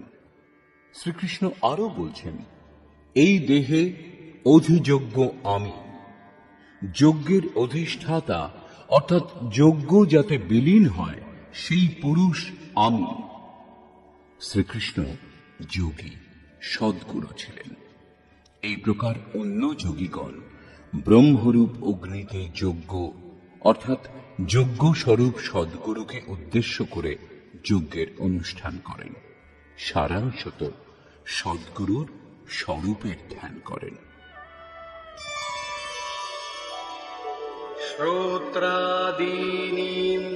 श्रोत्रादीनीन्द्रियाण्यन्ये संयमाग्निषु जुह्वति शब्दादीन् विषयानन्य इन्द्रियाग्निषु जुह्वति। অন্য যোগীগণ শ্রোত্রাদিক অর্থাৎ শ্রোত্র, নেত্র, ত্বক, জিহ্বা, নাসিকা এই সকল ইন্দ্রিয়ের সংযমরূপ অগ্নিতে আহুতি দেন, অর্থাৎ ইন্দ্রিয়ের বিষয় থেকে আকর্ষণ করে সংযত করেন। এখানে আগুন জ্বলে না। আগুনে যেমন প্রত্যেকটি বস্তু ভস্মীভূত হয়, সেইরূপ সংযম এক প্রকার আগুন যা ইন্দ্রিয় সমূহের বহির্মুখী প্রবাহ দগ্ধ করে। আরো অন্যান্য যোগীগণ শব্দাদিক অর্থাৎ শব্দ, স্পর্শ, রূপ, রস ও গন্ধ এই বিষয়গুলিকে ইন্দ্রিয়রূপ অগ্নিতে আহুতি দেন, অর্থাৎ সে সমস্তের আশয় পরিবর্তন করে সাধনার উপযোগী করে নেন। সাধককে সংসারে থেকেই ভজন করতে হয়। সাংসারিক ব্যক্তিদের ভালো মন্দ শব্দ সবই শোনেন। বিষয় উত্তেজক শব্দ শোনা মাত্র সাধক সেসবের আশয় বৈরাগ্যে সহায়ক, বৈরাগ্য উত্তেজক ভাবে পরিবর্তিত করে ইন্দ্রিয়াগ্নিতে আহুতি দিয়ে দেন। যেমন একবার অর্জুন চিন্তনে রত ছিলেন, অকস্মাৎ তার কর্ণকুহরে সঙ্গীত লহরী প্রতিধ্বনিত হল। মাথা তুলে দেখলেন উর্বশী দাঁড়িয়ে, যে বেশ্যা ছিল। সকলেই তার রূপে মুগ্ধ ছিল, কিন্তু অর্জুন তাকে স্নেহ দৃষ্টিতে মাতৃবৎ দেখলেন। এইভাবে দেখা মাত্র শব্দ ও রূপে বিকৃত করে যে বিকারগুলি, সেগুলি ইন্দ্রিয়ের অন্তরালে বিলীন হয়ে গিয়েছিল। এখানে অগ্নি ইন্দ্রিয়। অগ্নিতে যেমন যে কোনো বস্তু ভস্মীভূত হয়, সেই প্রকার আশয় পরিবর্তন করে ইষ্টের অনুকূল করে নিলে বিষয় উত্তেজক রূপ, রস, গন্ধ, স্পর্শ ও শব্দ ভস্ম হয়ে যায়। সাধকের মনে কুপ্রভাব পড়ে না। সাধক এই শব্দাদিকে রুচি দেখান না, এগুলি গ্রহণ করেন না। এই শ্লোকগুলিতে অপরে, অন্যে এইসব শব্দ একজন সাধকেরই উঁচু নিচু অবস্থা বিশেষ, যজ্ঞকর্তার উঁচু নিচু স্তর। অপরের তাৎপর্য পৃথক পৃথক যজ্ঞ নয়।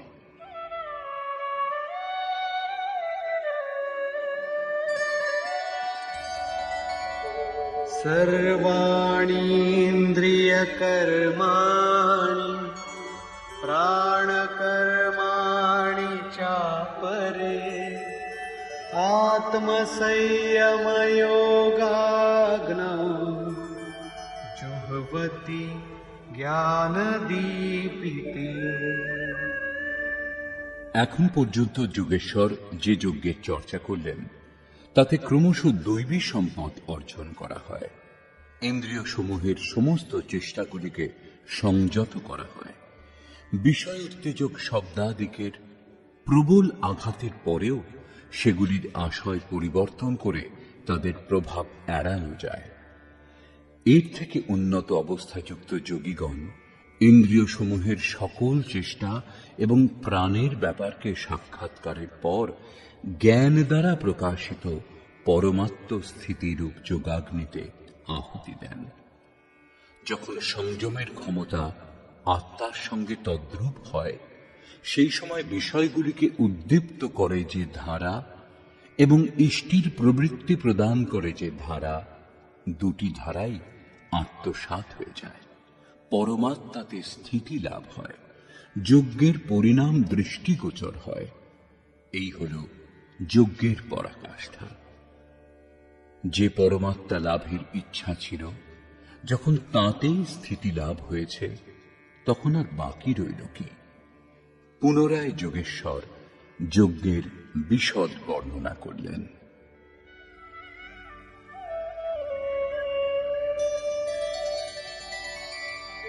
দ্রব্যযজ্ঞাস্তপো যজ্ঞা যোগযজ্ঞাস্তথা পরে স্বাধ্যায়জ্ঞানযজ্ঞাশ্চ যতয়ঃ সংশিতব্রতাঃ।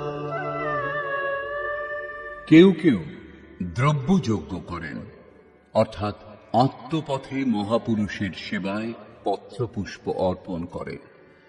তারা সমর্পণের সঙ্গে মহাপুরুষের সেবাতে দ্রব্য দান করেন।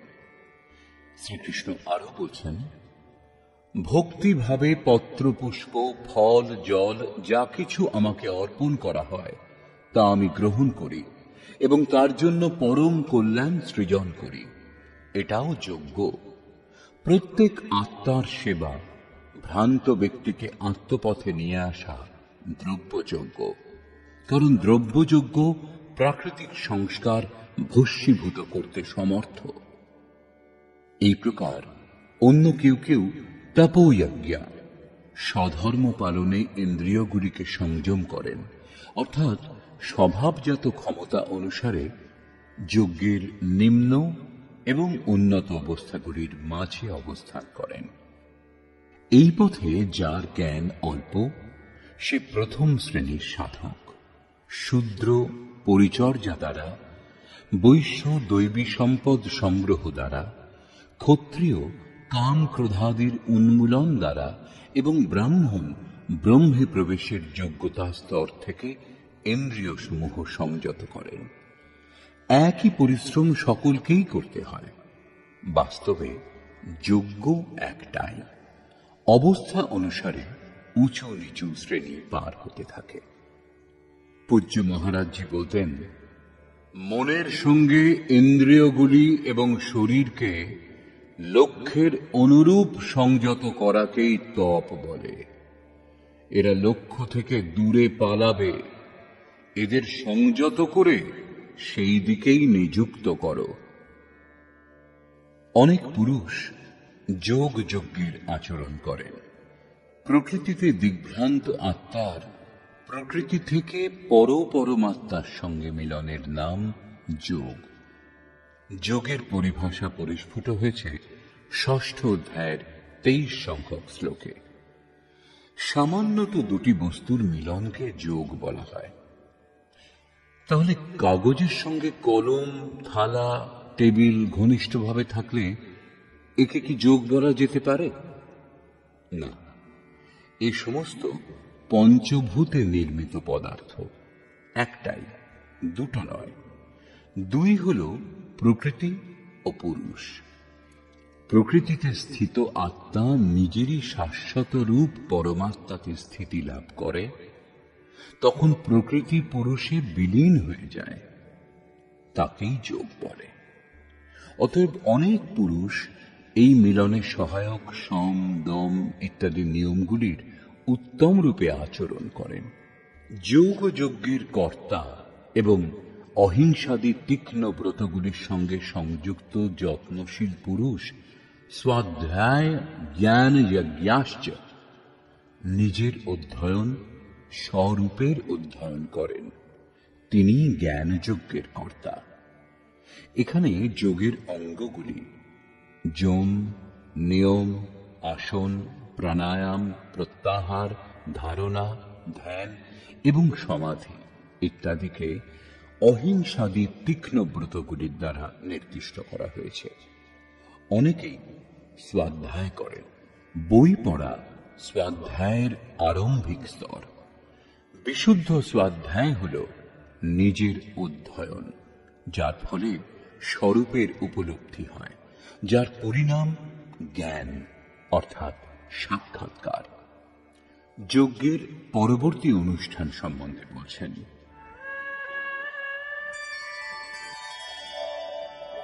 अपाने जुह्वति प्राणं प्राणे पानं तथा परे प्राणापानगतिरुद्ध्वा प्राणायामपरायण।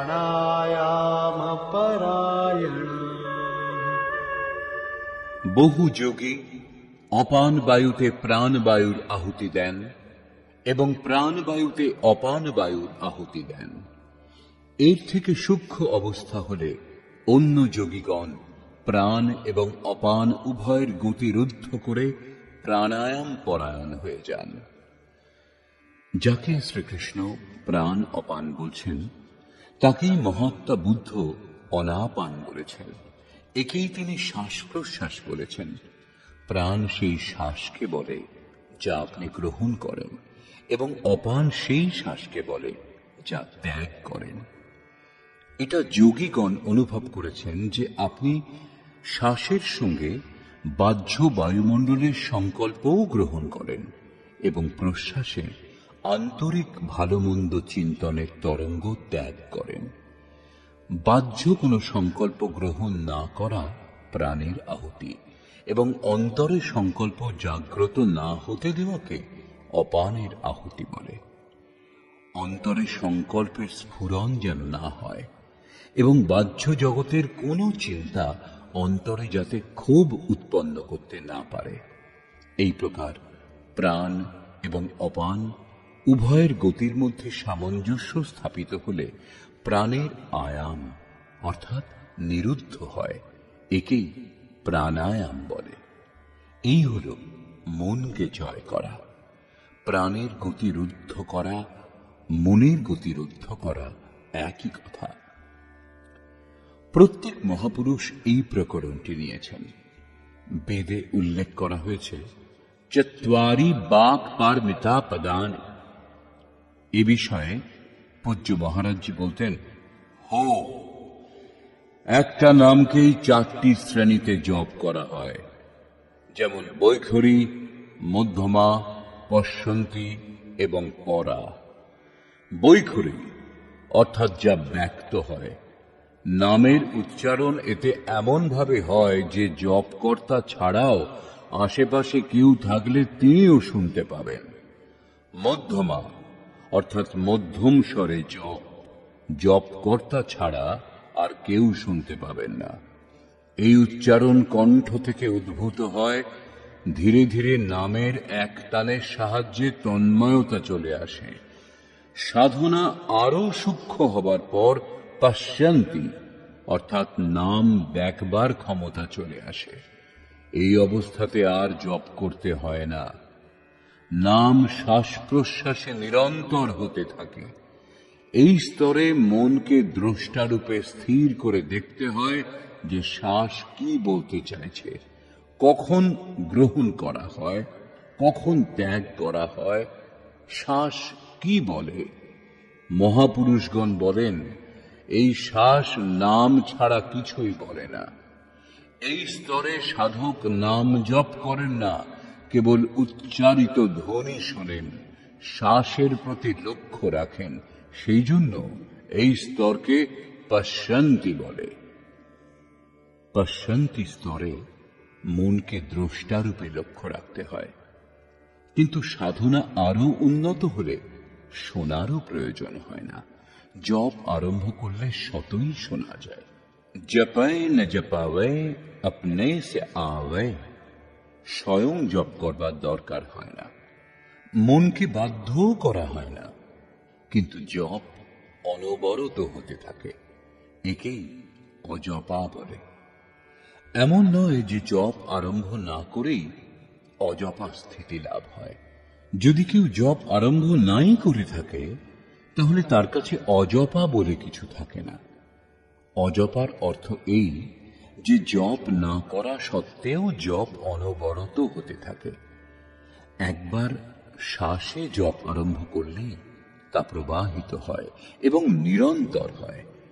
এই স্বাভাবিক জপকে বলে অজপা, এবং এই হল পরাবাণীর জপ। এই জপ প্রকৃতির ঊর্ধ্বের তত্ত্ব পরমাত্মাতে স্থিতি প্রদান করে। এরপর বাণীতে আর কোনো পরিবর্তন হয় না। পরমের দিগদর্শন করে তাতেই বিলীন হয়ে যায়।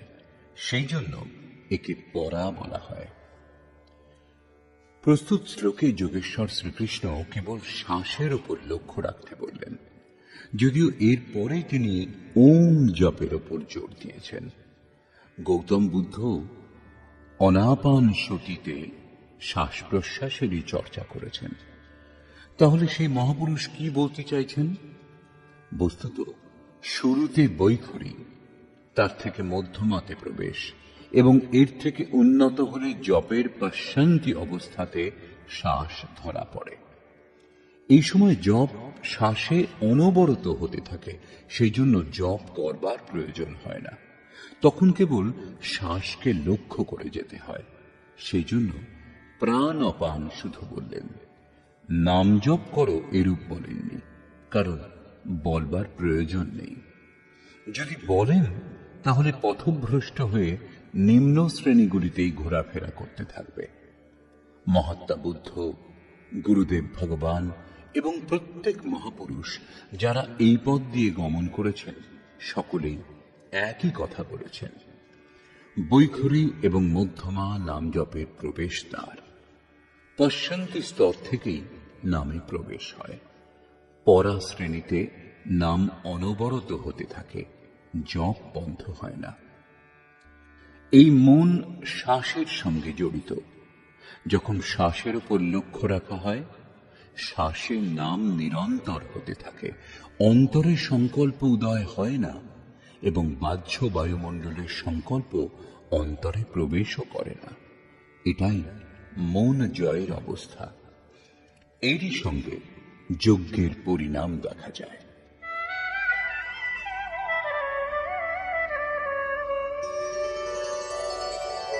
अपरे नियताहाराः प्राणान् प्राणेषु जुह्वति सर्वेऽप्येते यज्ञविदो यज्ञक्षपितकल्मषाः। অন্য যারা নিয়মিত আহার করেন, তারা প্রাণকে প্রাণেই আহুতি দেন। পূজ্য মহারাজজি বলতেন, যোগীর আহারে নিয়ন্ত্রণ, আসন দৃঢ় এবং নিদ্রাতে কঠোরভাবে নিয়ন্ত্রণ হওয়া উচিত। আহার বিহারের উপর নিয়ন্ত্রণ একান্ত আবশ্যক।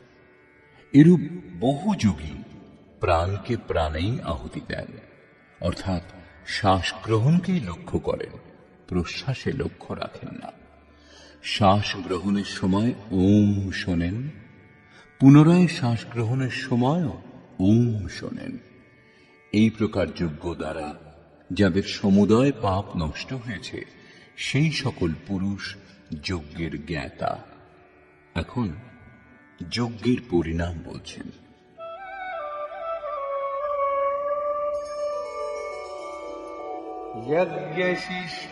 यज्ञशिष्टामृतभुजो यान्ति ब्रह्म सनातनम् नायं लोकोऽस्त्ययज्ञस्य कुतोऽन्यः कुरु सत्तमा। কুরু শ্রেষ্ঠ অর্জুন, যজ্ঞ শিষ্টামৃত ভুজো, যজ্ঞ যা সৃষ্টি করে, শেষে যা প্রদান করে তা হল অমৃত। তার প্রত্যক্ষ অনুভূতি জ্ঞান। সেই জ্ঞানামৃত যিনি পান করেন, অর্থাৎ প্রাপ্তকর্তা যোগীগণ, ইয়ান্তি ব্রহ্ম সনাতনম, শাশ্বত সনাতন পরম ব্রহ্মকে লাভ করেন। যজ্ঞ সম্পূর্ণ হওয়ার সঙ্গে সঙ্গে সনাতন পরব্রহ্মে স্থিতি প্রদান করে। যজ্ঞের অনুষ্ঠান না করলে কি কোনো আপত্তি আছে? শ্রীকৃষ্ণ বলছেন, যজ্ঞ রহিত পুরুষ পুনরায় এই মনুষ্য লোক অর্থাৎ মানব দেহ লাভ করে না। তাহলে অন্য লোকে কি সুখ পাওয়া যাবে? তার জন্য তির্যক যোনি সকল সুরক্ষিত, এর বেশি কিছুই নয়। অতএব যজ্ঞ করা নিতান্ত আবশ্যক। যজ্ঞ মানুষ মাত্রের জন্য।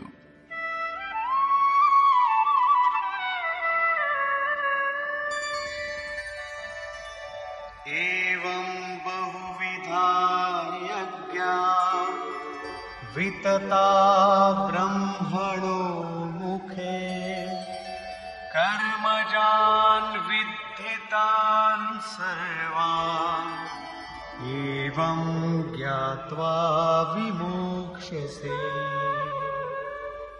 এইরকমই বহুবিধ যজ্ঞ বেদবাণীতে বিস্তারিত এবং ব্রহ্মমুখে ব্যাখ্যাত হয়েছে। প্রাপ্তির পরে মহাপুরুষগণের দেহ পরব্রহ্ম ধারণ করেন। ব্রহ্ম থেকে অভিন্ন অবস্থাযুক্ত ওই মহাত্মাগণের বুদ্ধি যন্ত্রমাত্র হয়। তাদের মাধ্যমে ব্রহ্মই কথা বলেন। তাদের বাণীতে এই যজ্ঞের বিস্তৃত বর্ণনা করা হয়েছে। এই সমস্ত যজ্ঞকে তুমি কর্মজান বিদ্ধি, কর্ম থেকে উৎপন্ন হয়েছে জানবে। এই কথা পূর্বেও বলেছেন, যজ্ঞঃ কর্ম সমুদ্ভবঃ। সেই সমস্ত এইভাবে ক্রিয়াত্মক প্রক্রিয়ায় চলে জানবার পর এখানে বললেন, যজ্ঞের অনুষ্ঠান করে যাদের পাপ নষ্ট হয়ে গেছে তারাই যজ্ঞের যথার্থ জ্ঞাতা। বললেন, অর্জুন তুমি বিমোক্ষ্যসে, অর্থাৎ সংসার বন্ধন থেকে সম্পূর্ণরূপে মুক্ত হয়ে যাবে। এখানে যোগেশ্বর কর্ম কি তা স্পষ্ট করেছেন। সেই ক্রিয়াই কর্ম, যার আচরণ করলে এই যজ্ঞ সম্পূর্ণ হয়। এখন যদি দৈবী সম্পদের অর্জন, সদ্গুরু ধ্যান, ইন্দ্রিয়গুলির সংযম, শ্বাসকে প্রশ্বাসে আহুতি, প্রশ্বাসকে শ্বাসে আহুতি, প্রাণ অপানের গতিরোধ, এই সমস্ত কর্ম কৃষিকর্মে, ব্যবসা, চাকরি অথবা রাজনীতিতে সম্ভব হয়, তাহলে আপনি করুন। যজ্ঞ এরূপ ক্রিয়া যা সম্পূর্ণ হওয়ার সঙ্গে সঙ্গেই পরব্রহ্মে প্রবেশ সম্ভব। বাহ্য কোনো কার্য দ্বারা পরব্রহ্ম লাভ অসম্ভব। বস্তুত এ সমস্তই যজ্ঞ চিন্তনের অন্তঃক্রিয়া, আরাধনার চিত্রণ, যাতে আরাধ্য দেব বিদিত হন। যজ্ঞ আরাধ্য দেব পর্যন্ত পৌঁছানোর নির্ধারিত প্রক্রিয়া বিশেষ। এই যজ্ঞ শ্বাস প্রশ্বাস, প্রাণায়াম ইত্যাদির যে ক্রিয়ার দ্বারা সম্পন্ন হয়, সেই কার্যপ্রণালীর নাম কর্ম। কর্মের শুদ্ধ অর্থ আরাধনা, চিন্তন। প্রায় লোকে বলে যে সংসারে যা কিছু করা হয় সে সমস্তই কর্ম। কামনা শূন্য হয়ে যা কিছু করা হবে তাই নিষ্কাম কর্ম হবে। কেউ বলে বেশি লাভ করার জন্য বিদেশি বস্ত্র বিক্রি করলে আপনি সকামী ব্যক্তি, দেশ সেবার জন্য স্বদেশী দ্রব্যের ব্যবসা করলে আপনি নিষ্কাম কর্মযোগী। নিষ্ঠাপূর্বক চাকুরি করলে লাভ লোকসানের চিন্তা ত্যাগ করে ব্যবসা করলেই কি নিষ্কাম কর্মযোগ হয়? জয় পরাজয়ের চিন্তা না করে যুদ্ধ, নির্বাচনে অংশগ্রহণ করলেই কি নিষ্কর্মী হতে পারে কেউ? মৃত্যুর হাত থেকে নিস্তার পায়? বস্তুত এমন কিছুই হয় না। যোগেশ্বর শ্রীকৃষ্ণ স্পষ্ট করে বলছেন যে এই নিষ্কাম কর্মের নির্ধারিত ক্রিয়া একটাই, ব্যবসায়াত্মিকা বুদ্ধি রেকে কুরুনন্দন। অর্জুন, তুমি নির্ধারিত কর্ম করো। যজ্ঞের প্রক্রিয়ায় কর্ম। যজ্ঞকে শ্বাস প্রশ্বাসের আহুতি, ইন্দ্রিয় সমূহের সংযম, যজ্ঞ স্বরূপ মহাপুরুষের ধ্যান, প্রাণায়াম অর্থাৎ প্রাণের নিরোধ, এই হল মনকে জয় করা। মনের প্রসারই এই জগৎ। শ্রীকৃষ্ণের বাণীতে ইহৈব তৈর্জিতঃ সর্গো এষাম সাম্যে স্থিতম মনঃ। যাদের মন সমভাবে স্থিত, সেই পুরুষগণ চরাচর জগৎ এখানেই জয় করতে সক্ষম। মনের সমতা এবং জগৎ জয় উভয়ের মধ্যে কি সম্বন্ধ? যদি জগৎ জয় করা হলো, তাহলে বাধা কোথায়? তখন বলছেন, সেই ব্রহ্ম নির্দোষ এবং সম। যদি মন নির্দোষ এবং সমভাব যুক্ত হয়, তাহলে তখন মন ব্রহ্মে স্থিত হয়।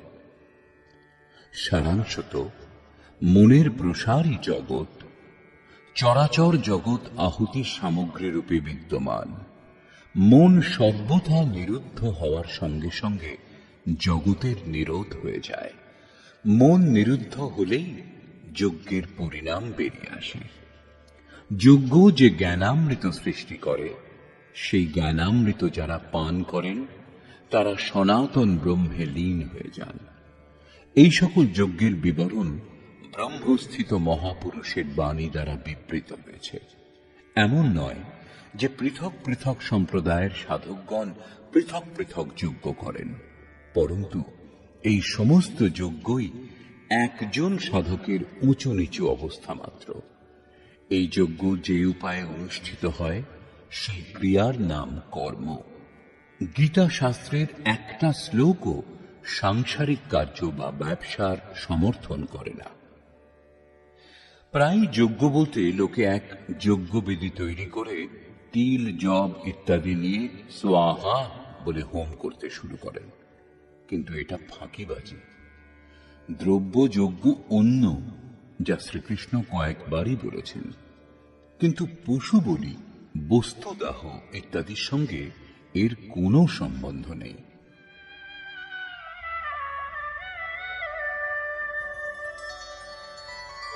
শ্রেয়ান দ্রব্যময়াদ্যজ্ঞা জ্ঞানযজ্ঞ পরন্তপ সর্বং কর্মাখিলং পার্থ জ্ঞানে পরিসমাপ্যতে। অর্জুন, সাংসারিক দ্রব্যগুলি দ্বারা যে যজ্ঞ সিদ্ধ হয়, তার থেকে জ্ঞান যজ্ঞ, যার পরিণাম জ্ঞান অর্থাৎ সাক্ষাৎকার, যজ্ঞ যার সৃষ্টি করে, সেই অমৃত তত্ত্বকে জানা জ্ঞান, এইরূপ যজ্ঞ শ্রেয়স্কর, পরম কল্যাণকর। হে পার্থ, সম্পূর্ণ কর্ম জ্ঞানে শেষ হয়। পরিসমাপ্যতে, উত্তম রূপে সমাহিত হয়। যজ্ঞের পরাকাষ্ঠা জ্ঞান। তারপরে কর্ম করলে কোনো লাভ হয় না, এবং কর্ম ত্যাগ করলে সেই মহাপুরুষের কোনো লোকসানও হয় না। এই প্রকার ভৌতিক দ্রব্যগুলির দ্বারা অনুষ্ঠিত যজ্ঞকেও যজ্ঞই বলে, কিন্তু সেই যজ্ঞের তুলনায় যার পরিণাম সাক্ষাৎকার, সেই জ্ঞানযজ্ঞ অপেক্ষা অতি অল্প।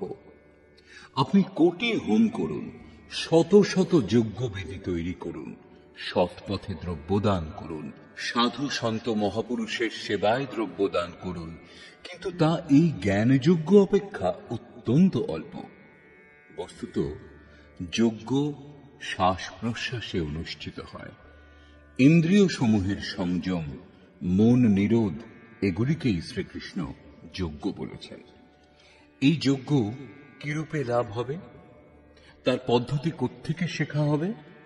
মন্দির, মসজিদ, গির্জা ঘরে গিয়ে, নাকি পুস্তকে? তীর্থযাত্রা করলে লাভ হবে, নাকি নদীতে অবগাহন করলে লাভ হবে?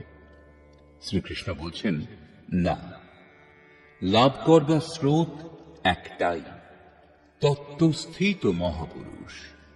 যেমন তদ্বিদ্ধি প্রণিপাতেন পরিপ্রশ্নেন সেবয়া উপদেক্ষন্তি তে জ্ঞানম জ্ঞানিনস্তত্ত্বদর্শিনঃ।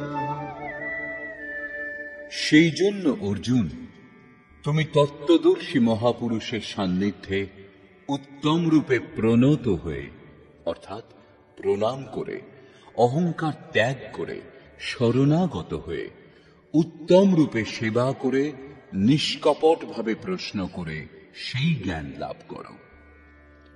ওই তত্ত্বের জ্ঞাতা জ্ঞানীগণ তোমাকে জ্ঞান সম্বন্ধে উপদেশ দেবেন, সাধনার পথে এগিয়ে দেবেন। আত্মসমর্পণ করে সেবা করবার পরই এই জ্ঞান শেখবার ক্ষমতা আসে।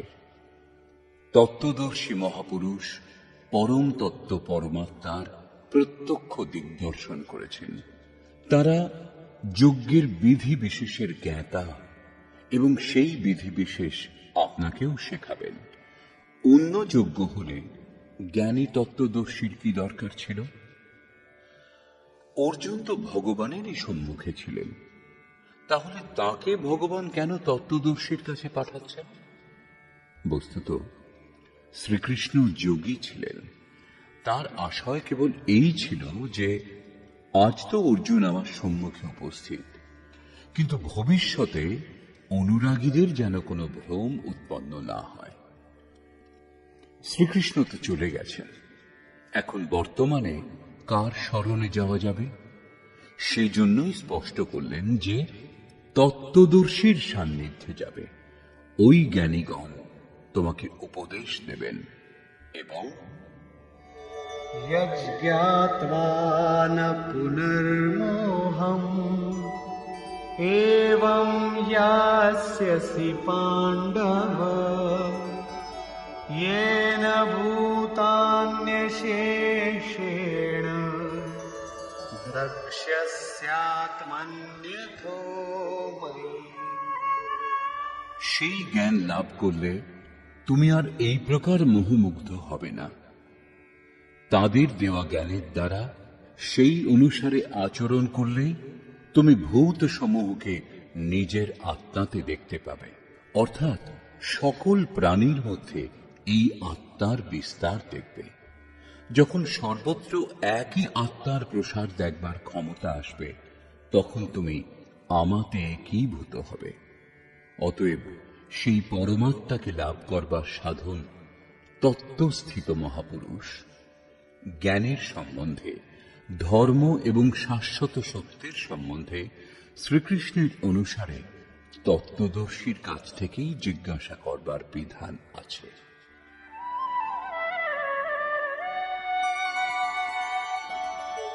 अपि चेदसि पापेभ्यः सर्वेभ्यः पापकृत्तमः सर्वं ज्ञानप्लवेनैव वृजिनं सन्तरिष्यसि। সকল পাপী থেকেও যদি তুমি অধিক পাপিষ্ঠ হও, তবুও জ্ঞানরূপ নৌকা দ্বারা সকল পাপ থেকে নিঃসন্দেহে উত্তম রূপে উদ্ধার হবে। এর আশয় এই নয় যে অধিক থেকে অধিক পাপ করে কখনো না কখনো উদ্ধার হয়ে যাবে। শ্রীকৃষ্ণের বলবার অর্থ এই যে আপনার যেন ভ্রম উৎপন্ন না হয় যে আমি তো খুব পাপী, আমার উদ্ধার হবে না, এরূপ মনে করবেন না যেন। সেই জন্যই শ্রীকৃষ্ণ উৎসাহ এবং আশ্বাস দিচ্ছেন যে সকল পাপীর পাপ সমূহ থেকেও বেশি পাপ করে থাকলেও তত্ত্বদর্শীগণ দ্বারা প্রাপ্ত জ্ঞানরূপ নৌকো দ্বারা তুমি নিঃসন্দেহে সমুদয় পাপ রাশি উত্তম রূপে পার করবে। কি রূপে? यथैधांसि समिद्धोऽग्निः भस्मसात् कुरुतेऽर्जुन ज्ञानाग्निः सर्वकर्माणि भस्मसात् कुरुते तथा। অর্জুন, প্রজ্বলিত অগ্নি যেমন ইন্ধনকে ভস্মীভূত করে, সেইরূপ জ্ঞানরূপ অগ্নি সমস্ত কর্ম ভস্মসাৎ করে। এটা জ্ঞানের প্রবেশিকা নয় যেখান থেকে যজ্ঞে প্রবেশ পাওয়া যায়। এই জ্ঞান হল সাক্ষাৎকারের পরাকাষ্ঠার চিত্রণ, যাতে আগে বিজাতীয় কর্ম ভস্ম হয় এবং পরে প্রাপ্তির সঙ্গে সঙ্গে চিন্তন কর্ম তাতেই বিলয় হয়। যাকে লাভ করা উদ্দেশ্য ছিল, যখন তাকে লাভ করেছি তখন চিন্তন দ্বারা কার খোঁজ করব? এরূপ সাক্ষাৎকার যার হয়েছে, সেই জ্ঞানী সমস্ত শুভাশুভ কর্মের অন্ত করে নেন। সেই সাক্ষাৎকার হবে কোথায়? বাইরে হবে নাকি ভেতরে? এই প্রসঙ্গে বলছেন,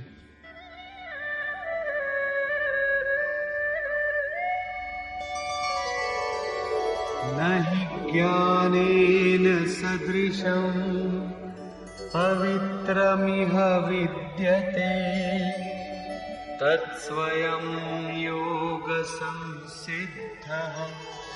कालेनात्मनि विन्दति। জ্ঞানের সমান পবিত্র এই সংসারে আর কিছুই নেই। সেই জ্ঞান অর্থাৎ সাক্ষাৎকার তুমি স্বয়ং, অন্য আর কেউ নয়।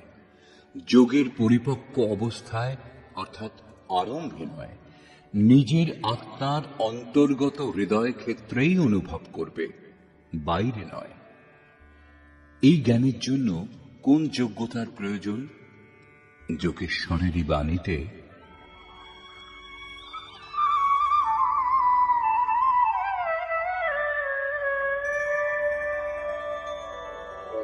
श्रद्धावान् लभते ज्ञानम् तत्परः संयतेन्द्रियः ज्ञानं लब्ध्वा परां शान्तिम् अचिरेणाधिगच्छति।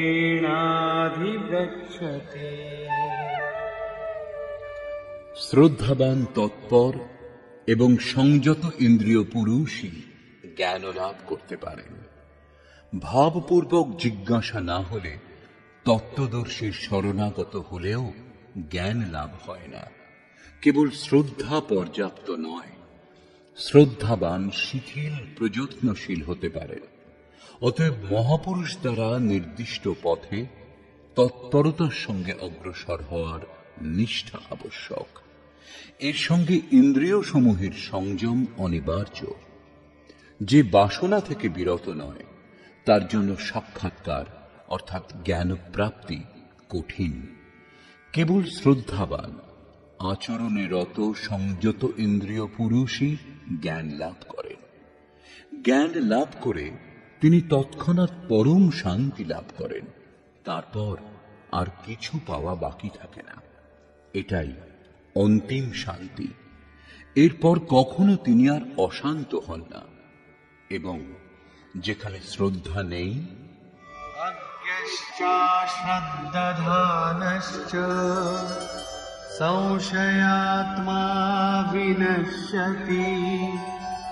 नायं लोकोऽस्ति न परो न सुखं संशयात्मनः।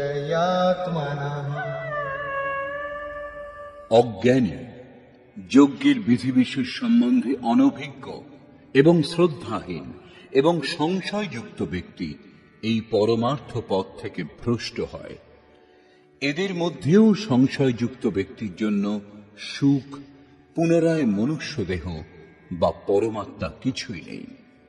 অতএব তত্ত্বদর্শী মহাপুরুষের কাছে প্রশ্ন করে এই পথের সংশয়গুলির নিবারণ করে নেওয়া উচিত। অন্যথা তারা দুর্লভ অবস্থার পরিচয় কখনো পাবে না। তাহলে কে লাভ করেন? योगसन्न्यस्तकर्माणं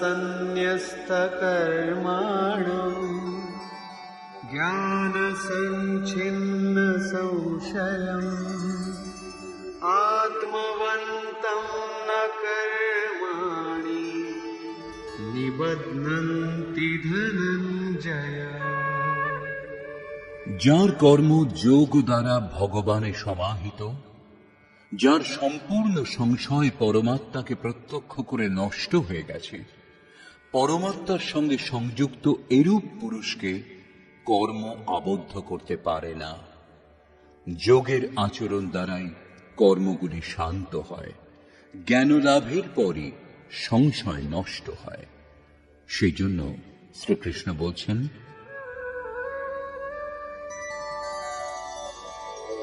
तस्मादज्ञानसम्भूतम् हृत्स्थं ज्ञानासीनात्मनः चित्त्वैनं संशयं योगम् आतिष्ठोत्तिष्ठ भारत। সেই জন্য ভরত বংশীয় অর্জুন, তুমি যোগে স্থিত হও এবং অজ্ঞানজাত হৃদয় স্থিত নিজের এই সংশয়কে জ্ঞানরূপ তরবারি দ্বারা ছেদন করো এবং যুদ্ধার্থ উত্থিত হও। সাক্ষাৎকারে বাধক সংশয় শত্রু যখন মনের ভিতরে, তখন বাইরে কেউ কারো সঙ্গে কেন যুদ্ধ করবে? বস্তুত যখন আপনি চিন্তন পথে এগিয়ে যান, তখন সংশয়জাত বাহ্য প্রবৃত্তিগুলি বাধা রূপে উপস্থিত হয় এবং শত্রু রূপে ভয়ঙ্কর আক্রমণ করে। সংযমের সঙ্গে যজ্ঞের বিধি বিশেষের আচরণ করে এই বিকারগুলিকে অতিক্রম করে যাওয়াই যুদ্ধ, যার পরিণাম পরম শান্তি। এই হল চরম বিজয়। এরপরে আর পরাজয় নেই। নিষ্কর্ষ। বর্তমান অধ্যায়ের আরম্ভে যোগের শাস্ত্রে কৃষ্ণ বলেছিলেন, এই যোগ সম্বন্ধে আগে আমি সূর্যকে বলেছি, সূর্য মনুকে এবং মনু ইক্ষ্বাকুকে বলেছেন এবং রাজর্ষিগণ জেনেছেন। অব্যক্ত স্থিতিযুক্ত পুরুষ অথবা আমি বলেছি, মহাপুরুষগণ অব্যক্ত স্বরূপ যুক্ত, দেহটা তাদের জন্য নিবাস স্থান মাত্র। এরূপ মহাপুরুষের বাণীতে পরমাত্মাই কথা বলেন। এইরূপ মহাপুরুষ থেকে যোগ ক্রিয়া সূর্যের আলোক রশ্মির ন্যায় প্রতিবিম্বিত হয়। সেই পরম প্রকাশ রূপের প্রসার শ্বাসের অন্তরালে হয়। সেই জন্য সূর্যকে বলেছি। শ্বাসে সঞ্চারিত সেগুলির সংস্কার রূপে উদয় হয়। শ্বাসে সঞ্চিত হলে উপযুক্ত কালে সে সমস্ত সংকল্প রূপে উৎপন্ন হয়। তার মহত্ব অবগত হলেই সেই বাক্যের প্রতি আগ্রহ জন্মায়। তখনই যোগ কার্যরূপ গ্রহণ করে। ক্রমশ উত্থান হতে হতে এই যোগ ঋদ্ধি সিদ্ধির রাজর্ষিত্ব শ্রেণী পর্যন্ত পৌঁছলেই নষ্ট হওয়ার স্থিতিতে এসে পৌঁছয়। কিন্তু যে প্রিয় ভক্ত, অনন্য সখা, তাকে মহাপুরুষই রক্ষা করেন। অর্জুনের জিজ্ঞাসার পর যে আপনার জন্ম তো এখন হয়েছে, যোগেশ্বর শ্রীকৃষ্ণ বললেন, অব্যক্ত, অবিনাশী, অজন্মা এবং সকল প্রাণীর মধ্যে প্রবাহিত হওয়ার পর আত্মমায়া যোগ প্রক্রিয়া দ্বারা নিজের ত্রিগুণময়ী প্রকৃতিকে বশীভূত করে আমি আবির্ভূত হই। আবির্ভূত হয়ে কি করেন? সাধ্য বস্তুগুলিকে পরিত্রাণ করবার জন্য এবং যার মাধ্যমে দূষিত তার বিনাশ করতে এবং পরম ধর্ম পরমাত্মাকে স্থির করবার জন্য আমি আরম্ভকাল থেকে পূর্তিকাল পর্যন্ত জন্ম নিতে থাকি। আমার সেই জন্ম এবং কর্ম দিব্য, যা কেবল তত্ত্বদর্শী জানতে পারেন। কলিযুগের অবস্থা থেকেই ভগবানের আবির্ভাব হয়, কিন্তু বাস্তবিক নিষ্ঠা থাকলে তা হয়। কিন্তু প্রারম্ভিক সাধক, ভগবান বলছেন অথবা এমনি কোনো সংকেত পাওয়া যাচ্ছে তা বুঝতে পারে না। আকাশ থেকেই বা কে কথা বলেন?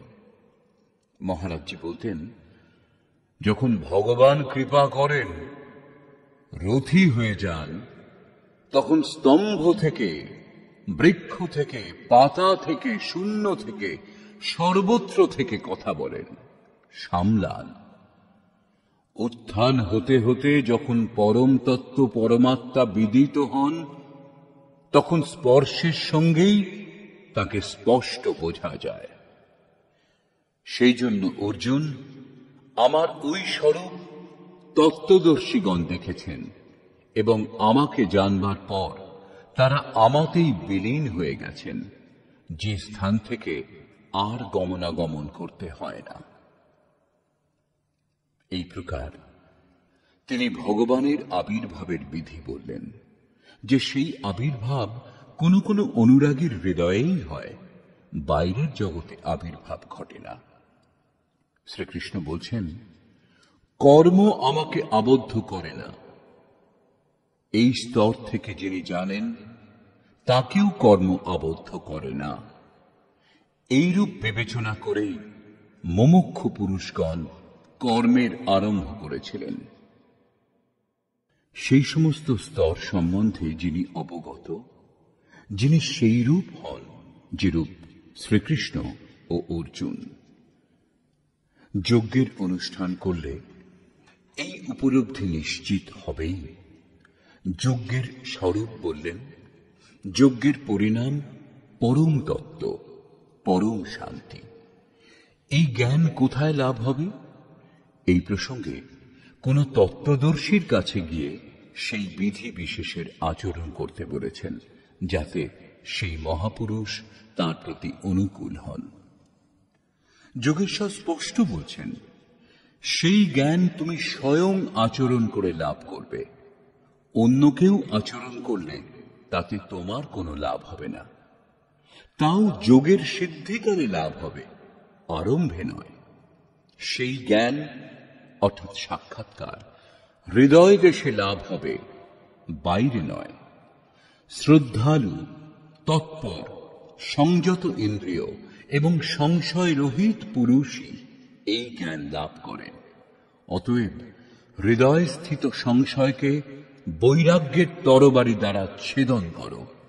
এটা হৃদয় দেশের যুদ্ধ। বাহ্য যুদ্ধের সঙ্গে গীতায় উক্ত যুদ্ধের কোনো সম্পর্ক নেই। বর্তমান অধ্যায়ে যোগেশ্বর শ্রীকৃষ্ণ মুখ্যরূপে যজ্ঞের স্বরূপ স্পষ্ট করেছেন এবং বলেছেন, যে প্রক্রিয়া দ্বারা যজ্ঞ সম্পূর্ণ হয় সেই কার্যপ্রণালীর নামই কর্ম। বর্তমান অধ্যায়ে উত্তম রূপে কর্ম সম্বন্ধে বলেছেন। অতএব